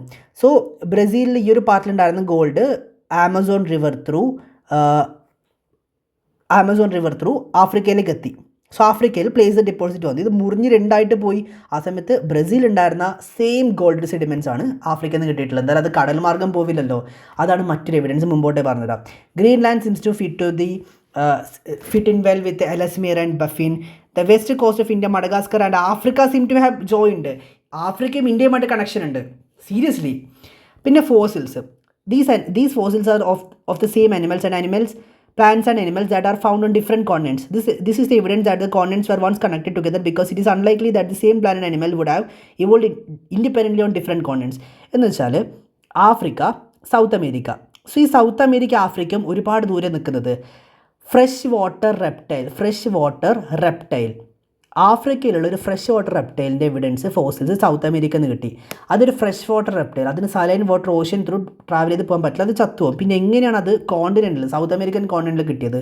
ബിക്കോസ് അത് ഒരു സമയത്ത് അത് രണ്ട് ഒന്നായിരുന്നു, ആഫ്രിക്കയും സൗത്ത് അമേരിക്ക ഒന്നായിരുന്നു, അത് മുറിഞ്ഞു പോയതാണ്. അങ്ങനെയാണ് സെയിം അനിമൽ രണ്ട് കോണ്ടിനെൻറ്റിൽ വരുന്നത്. എന്ന് വെച്ചാൽ മീസോസോറസ് എന്ന് പറഞ്ഞൊരു ഫ്രഷ് വാട്ടർ റെപ്റ്റൈൽ സൗത്ത് അമേരിക്കയിലും ആഫ്രിക്കയിലും രണ്ട് സ്ഥലത്തും ആക്ച്വലി ഉണ്ട്. അതേപോലെ തന്നെ മീസോസോറസ് ദെൻ പ്ലേസ് ഡെപ്പോസിറ്റ്, ഞാനിപ്പോൾ പറഞ്ഞതാണ്. The continental drift theory of place deposit state the movement of the continent over time has led to the formation of place deposit in unexpected location. Place deposit are accumulations of valuable minerals such as gold and diamonds that have been eroded from their original source rocks and transported and deposited by rivers. For example, Ghana has some of the richest gold deposits in the world. South അമേരിക്കയിൽ ബ്രസീലിൽ ഗാന എന്ന് പറഞ്ഞ് south അമേരിക്കയിലല്ല, ആഫ്രിക്കയിൽ ഗാന എന്ന് പറഞ്ഞൊരു region ഉണ്ട്. ഓക്കെ, സൗത്ത് അമേരിക്കയിൽ ബ്രസീലിലാണ് എന്തുള്ളത്? ഗോൾഡ് ഉള്ളത്. ഓക്കെ, ഗോൾഡ് വെയിൻ ഉള്ളത്, ഗോൾഡ് ആക്ച്വലി ഉള്ളത് എവിടെയാണ്? ബ്രസീലിലാണ്. ആഫ്രിക്കയിൽ ഒരു കാരണവശാലും ഗോൾഡ് ഉണ്ടാവില്ല. ഓക്കെ, പക്ഷേ ആഫ്രിക്കയിൽ ഗാന എന്ന് പറഞ്ഞൊരു ഭാഗത്ത് നിന്ന് ഒരുപാട് ഗോൾഡ് ഡെപ്പോസിറ്റ്സ് അവിടെ നിന്ന് കിട്ടിയിട്ടുണ്ടായിരുന്നു. അതിന് പ്ലേസ് ഡെപ്പോസിറ്റ് എന്ന് പറയും. അവിടെ ഒരു കാരണവശാലും ഗോൾഡ് ഉണ്ടാവില്ല. പിന്നെ ഇങ്ങനെ ആഫ്രിക്കയിലെ ഗാനയിൽ ഇത്രയും ഗോൾഡ് ഉണ്ടായി? അതിൻ്റെ റീസണാണ് ഇത് രണ്ടും കണക്റ്റഡ് ആയിരുന്നു. ബ്രസീലിൽ നല്ല രീതിയിൽ ഗോൾഡ് ഉണ്ട്. ഓക്കെ, ആമസോൺ റിവർ ത്രൂ ഇത് ഫ്ലോ ആയിട്ട് ഗൾഫ് ഗാന, ആഫ്രിക്കയിലെ ഗാന എന്ന് പറഞ്ഞിട്ടുള്ള റീജിയനിൽ വന്നിട്ട് ഡെപ്പോസിറ്റായി, ഗോൾഡ് ഡെപ്പോസിറ്റായി. ശേഷം ഇത് മുറിഞ്ഞു പോയി, രണ്ടായിട്ട് പോയി. ഇതാണ് അവിടെ പറയുന്നത് actually. The forces behind the continental drift theory. ഇപ്പോൾ നിങ്ങൾ എവിഡൻസ് കണ്ടല്ലോ. Okay fine. Forces, Alfred Wegener പറഞ്ഞ ഫോഴ്സസ് ഒക്കെ പൊട്ടത്തെറ്റായിരുന്നു. അതുകൊണ്ട് മാത്രമാണ് ആൽഫ്രഡ് വെഗ്നർ ഇത്രയും ക്രിറ്റിസിസം ഫേസ് ചെയ്തത്. എന്ന് വെച്ചാൽ അദ്ദേഹം 90% പറഞ്ഞ തിയറീസ് എക്സാക്ട്ലി പെർഫെക്റ്റ് ആണ്, എവിഡൻസ് അടക്കമുള്ള എല്ലാം പെർഫെക്റ്റ്ലി എക്സ്പ്ലെയിൻഡ് ആണ്. അയാൾക്ക് പറ്റിയ തെറ്റ് അയാൾക്ക് ഫോഴ്സ് എക്സ്പ്ലെയിൻ ചെയ്യാനായിട്ട് പറ്റിയില്ല. ആൽഫ്രഡ് വെഗ്നർ പറഞ്ഞ ആദ്യത്തെ ഫോഴ്സ് ടൈഡൽ ഫോഴ്സാണ്. The tidal force is the gravitational pull of the moon and sun on the earth. Wegener proposed that the tidal force caused the ഗോൺ ഇൻ to drift westward. Alfred Wegener പറഞ്ഞു tidal force കാരണം, tidal force വെച്ചാൽ gravitational pull of moon and sun, ഈ വെള്ളത്തിൻ്റെ ഒക്കെ level rice ആവില്ലേ, ആ force വെച്ചിട്ട് ഇത്രയും വലിയ കോണ്ടിനെൻ്റ് ഒരിക്കലും റിഫ്റ്റും ആവില്ല ഡ്രിഫ്റ്റും ആവില്ല. അത് പൊട്ടത്തെറ്റായിരുന്നു. The gravitational force is the force that attract two object to the mass. Tidal force differential gravitational force which means it is the difference in gravitation force between 2 point. അദ്ദേഹം പറഞ്ഞു ടൈഡൽ ഫോഴ്സ്, പിന്നെ അദ്ദേഹം പറഞ്ഞു gravitation force. രണ്ടും പൊട്ടത്തെറ്റാ. Gravitational force നമ്മളെ ഇങ്ങനെ പുള്ളിയെന്നല്ലാതെ അതിൽ രണ്ട് കോണ്ടിനെൻ്റ് ഡ്രിഫ്റ്റ് ആവാനുള്ള ശക്തിയൊന്നുമില്ല. Pole fleeing force, the pole fleeing force centrifugal force caused by the earth rotation. Wegener proposed that the pole fleeing force caused the continent to drift away. Pole fleeing force എന്ന് വെച്ചാൽ അത് എർത്തിൻ്റെ rotation കാരണം രണ്ട് Paul's നിന്നും ഇക്വേറ്ററിലേക്ക് എന്ത് ചെയ്യും, അത് drift ചെയ്തുകൊണ്ടിരിക്കും, മീൻസ് അട്രാക്ട് ചെയ്തുകൊണ്ടിരിക്കും. എർത്തിൻ്റെ റൊട്ടേഷൻ കാരണമാണ് സംഭവിക്കുന്നത്. സോ പോൾസ് നിന്ന് പുഷ് ചെയ്യും എടുത്തേക്ക് ഇക്വേറ്ററിലേക്ക് ഒബ്ജക്ട്സ് പുഷ് ചെയ്യുന്നതിനാണ് പോൾ ഫ്ലീയിങ് ഫോഴ്സസ് എന്ന് പറയുന്നത്. ഇതൊരു കാരണവശാലും സംഭവിക്കില്ല. കാരണം ഇതിനൊന്നും രണ്ട് കോണ്ടിനെൻറ്റ്സിന് ഡ്രിഫ്റ്റ് ആവാനുള്ള ഫോഴ്സ് ഇല്ല. ഇതും പൊട്ടത്തിട്ട. പിന്നെ ആൽഫ്രഡ് വെഗ്നർ പറഞ്ഞു ബയോൺസി ഫോഴ്സ് വെച്ചാൽ വെള്ളത്തിൽ ഷിപ്പ് നിൽക്കുന്ന നിങ്ങൾ കണ്ടിട്ടില്ലേ? ഈ ഷിപ്പിന് വെള്ളത്തിൻ്റെ അടിയിലേക്ക് പോവാതെ അവിടെ ഇങ്ങനെ താഴ്ന്നൊരു ഫോഴ്സ് മുകളിലേക്ക് കൊടുത്ത് അങ്ങനെ അവിടെ സ്റ്റേബിളാക്കി വെക്കുന്നുണ്ട്. ഇതാണ് ബയോൺസി ഫോഴ്സ്. ഇതും രണ്ട് കോണ്ടിനെൻറ്റിന് അങ്ങോട്ടും ഇങ്ങോട്ടും ഡ്രിഫ്റ്റ് ആവാനുള്ള ശക്തി ഇതിനില്ല. സോ ആൽഫ്രഡ് വെഗ്നർ പറഞ്ഞ സകല ഫോഴ്സും പൊട്ടത്തെറ്റായിരുന്നു. അതിൽ നൺ ഓഫ് ദി ഫോഴ്സ്, ഒറ്റൊരു ഫോഴ്സും കറക്റ്റ് ആയിരുന്നില്ല. ക്രിറ്റിസിസം, എന്തൊക്കെയാണ് ആൽഫ്രഡ് വെഗ്നർ ഫേസ് ചെയ്ത ക്രിറ്റിസിസം? ആദ്യത്തെ ക്രിറ്റിസിസം എല്ലാം അന്നെന്ന് വെച്ചിട്ടുണ്ടല്ലോ, ഓരോ ഇങ്ങനെയുള്ള പേപ്പേഴ്സ് പബ്ലിഷ് ചെയ്യുന്ന ആൾക്കാർ ഭയങ്കര കൂടുതലാണ്. നിങ്ങൾ നോക്കുക, പണ്ട് കാലത്ത് ഭയങ്കര കവികളുടെ എണ്ണം കൂടുതലാണ്, കഥാകൃത്ത് ഒക്കെ കൂടുതലായിരുന്നു. ഇന്നത്തെ കാലത്ത് നിങ്ങൾ നോക്കുക, ആരെങ്കിലും ഉണ്ടോ? സോ പണ്ടത്തെ കാലത്ത് ഇങ്ങനെയുള്ള ആൾക്കാർ ഭയങ്കര കൂടുതലായിരുന്നു. ഇങ്ങനെയുള്ള ഓരോ തിയറീസ് കൊണ്ടുവരുന്ന ആൾക്കാരൊക്കെ ഭയങ്കര കൂടുതലാണ്. ആൽഫ്രഡ് വെഗ്നർ അടക്കമുള്ള ഒരുപാട് ദ ഗ്രേറ്റ് സയൻറ്റിസ്റ്റ്, അത്രയും നല്ല ജർമ്മൻ മീറ്റിയോളജിസ്റ്റൊക്കെ ഒരുപാട് കാര്യങ്ങൾ ഇതിനു മുമ്പ് കൊണ്ടുവന്നിട്ടുണ്ട് അതിന് മുൻപേ. സോ ആരെങ്കിലും ഒരാൾ എന്തെങ്കിലും ഒരു തിയറി കൊണ്ടുവരുന്ന സമയത്ത്, ഈവൻ ആൽബർട്ട് ഐൻസ്റ്റീൻ അടക്കം ഒരുപാട് തിയറീസ് കൊണ്ടുവരുമ്പോൾ അതിനെ പൊട്ടത്തിടാറിന് തള്ളിക്കളഞ്ഞ ആൾക്കാരുണ്ടായിരുന്നു. സോ ഇവരൊരു തിയറി കൊണ്ടുവരുമ്പോൾ ബാക്കിയുള്ളവരുടെ തിയറി, ഞാൻ പറയാം, പണ്ട് കാലത്ത് 20 വർഷമൊക്കെ എടുത്തിട്ടൊരു തിയറി കൊണ്ടുവരിക. ആൽഫ്രഡ് വെഗ്നർ ഇങ്ങനെ ഒരു തിയറി കൊണ്ടുവരുമ്പോൾ കഴിഞ്ഞ 20 വർഷമായിട്ട് അവിടെ എഫേർട്ട് എടുക്കുന്ന വേറൊരു വ്യക്തി ഉണ്ട് അവിടെ. അയാൾ സമ്മതിക്കോ ഇല്ല, അയാൾ ഓപ്പോസ് ചെയ്യും. സോ അങ്ങനെയുള്ള സിറ്റുവേഷൻ പണ്ട് കൂടുതലായിരുന്നു. വെച്ചാൽ ഓപ്പോസിറ്റുള്ള ആൾ ഇത്രയും വർഷം എടുത്ത് എഫേർട്ട് എടുത്തിട്ട് ഓരോ നോക്കുമ്പോൾ മറ്റൊരാൾ അതിൽ സക്സസ്ഫുൾ ആവുന്ന കണ്ടാൽ സൈക്കിൾ അവർ എന്തെങ്കിലും പറഞ്ഞത് മുടക്കാൻ നോക്കും. എന്ന് വെച്ചാൽ അതിനെ ഫെയിൽ ആക്കാൻ വേണ്ടി അവർ ശ്രമിക്കും. സോ ആൽഫ്രഡ് വെഗ്നർ എല്ലാം ഒരു 90% കാര്യങ്ങളും പെർഫെക്റ്റ് പറഞ്ഞപ്പോൾ അവർക്ക് മനസ്സിലായി ഈസ് ഗോയിങ് ടു വിൻ. അവരപ്പോൾ ചോദിച്ച ക്വസ്റ്റ്യൻ ഫോഴ്സ് ചെയ്തൊക്കെയായിരുന്നു. ഫോഴ്സ് മാത്രം ആൽഫ്രഡ് വെഗ്നറിന് പറയാൻ പറ്റിയില്ല. നിങ്ങളെല്ലാം നന്നായിട്ട് ചെയ്തു, ഒരു കുഞ്ഞ് മിസ്റ്റേക്ക് മതി ബാക്കി എല്ലാവർക്കും നിങ്ങളെ ഹേർട്ട് ചെയ്യാൻ. അതേപോലെ ആൽഫ്രഡിൻ്റെ എല്ലാം പെർഫെക്റ്റ്ലി പറഞ്ഞാൽ ഫോഴ്സിന് എക്സ്പ്ലെയിൻ ചെയ്യാൻ പറ്റിയില്ല. അത് കാരണം അദ്ദേഹത്തിൻ്റെ മൊത്തം തിയറി ആൾക്കാർ ഫേക്ക് എന്ന രീതിയിൽ പ്രൂവ് ചെയ്യാൻ തുടങ്ങി. Vector proposed to drive continent, like the forces that Vector proposed to drive continental drift are not strong enough. ഇതൊന്നും അത്രയും സ്ട്രോങ് ആയിരുന്നില്ല. അതുകൊണ്ട് ഇദ്ദേഹത്തിൻ്റെ മൊത്തം തിയറി ആൾക്കാർ അവിടെ ഫാൾസ് എന്ന് പറയുകയാണ്. നിങ്ങളുടെ പേരിൽ ഒരു ചെറിയ ആരോപണം വന്നു വിചാരിച്ചു, നിങ്ങൾ അതുവരെ എടുത്ത എഫേർട്ട് കംപ്ലീറ്റ് പോകും. പ്ലസ് പിന്നെ ആൾക്കാരുടെ ക്വസ്റ്റ്യൻസ് വരും, അയാൾ അങ്ങനെ ചെയ്തു, അയാൾ ഇങ്ങനെ ചെയ്തു, അയാൾ അങ്ങനെ ചെയ്തു, അയാൾ ഇങ്ങനെയാണ്. അതേപോലെ തന്നെ ഒരാൾ ഒരു ഫോഴ്സ് പറഞ്ഞാൽ പറ്റിയില്ല, പക്ഷെ അതിന് പകരം അയാളോട് ചോദിച്ച ക്വസ്റ്റ്യൻസ് എന്തൊക്കെയാണെന്ന് അറിയോ? മീസോയ്ക്ക് മുമ്പ് എന്തുകൊണ്ടാണ് കോർഡിനൽ ലിഫ്റ്റ് തിയറി സംഭവിക്കാത്തത്, എന്തുകൊണ്ടാണ് 2 മില്യൺ, അതെന്തുകൊണ്ടാണ്, ലൈക്ക് ഫോഴ്സസ് എന്തൊക്കെയായിരുന്നു, അതേപോലെ how did the continent move through the solid crest, എന്തൊക്കെ പറഞ്ഞാലും പ്ലേറ്റ് ഒക്കെ ഓക്കെയാണ്. പക്ഷേ ഇത്രയും വലിയ ക്രസ്റ്റിൽ എങ്ങനെയാണ് കോണ്ടിനെന്റ്സ് അങ്ങോട്ടും ഇങ്ങോട്ടും മുറിഞ്ഞ് ഫ്ലോട്ടായിട്ട് അങ്ങോട്ടും ഇങ്ങോട്ടും ഡ്രിഫ്റ്റായിട്ട് എങ്ങനെയാണ് പോയത്? ഇതൊന്നും അദ്ദേഹത്തിന് അവസാനം പറയാൻ പറ്റാതെ അവസാനം അദ്ദേഹം എന്ത് ചെയ്തു, മൊത്തം ആൾക്കാരെയും കംപ്ലീറ്റ്ലി ഇഗ്നോർ ചെയ്തിട്ട് അദ്ദേഹം ആ തിയറി അവിടെ ഓൾമോസ്റ്റ് ഇങ്ങനെ സ്റ്റോപ്പ് ചെയ്തു. ശേഷമാണ് ആ ഫോഴ്സ് ആൾക്കാരെ കൊണ്ടുവരുന്നത്. ആ ഫോഴ്സാണ് പ്ലേറ്റ് ടെക്ടോണിക്സ്. പ്ലേറ്റ് ടെക്ടോണിക്സ് എന്ന് പറഞ്ഞ ആക്ടിവിറ്റി, ആ ഒരു ഫിനോമിനൻ ഇതിന് കാരണം. കൺവെൻഷണൽ കറണ്ട് ഫോഴ്സാണ് ഇതിന് കാരണം. കൺവെൻഷണൽ കറണ്ട് ഫോഴ്സസും പ്ലേറ്റ് ടെക്ടോണിക്സാണ് ഈ മൊത്തം പ്ലേറ്റ് ടെക്ടോണിക്സ് എന്ന് പറഞ്ഞ ആക്ടിവിറ്റിയാണ് മൊത്തം കാര്യത്തിനും കാരണം. By this we are ending this particular section.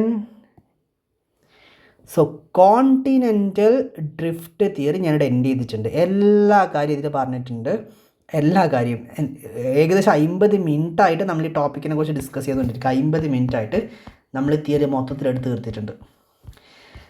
Okay, so continental drift theory ഒരു ഇമ്പോർട്ടൻ്റ് ആയിട്ടുള്ള പാർട്ടായിരുന്നു, നമ്മൾ കംപ്ലീറ്റ് ചെയ്തിട്ടുണ്ട്. ഇനി നമ്മൾ നാളെ ഇൻറ്റീരിയർ ഓഫ് എർത്തിലേക്ക് പോകും. ബട്ട് ബിഫോർ ദാറ്റ് ഇതിൻ്റെ നോട്ട്സ് ഞാൻ നമ്മുടെ ഗ്രൂപ്പിൽ ടെലിഗ്രാമിൽ അതേപോലെ തന്നെ വാട്സാപ്പിലും ഷെയർ ചെയ്യാം. പ്ലസ് നമുക്ക് അവിടെ ഒരു എക്സാം നടത്താം, MCQ പ്ലസ് ആൻസർ റൈറ്റിംഗ് പ്രാക്ടീസാണ് നടത്താം. താല്പര്യമുള്ള ആൾക്കാർ അവിടെ ജോയിൻ ചെയ്യുക. Anyway by this we are ending this particular session.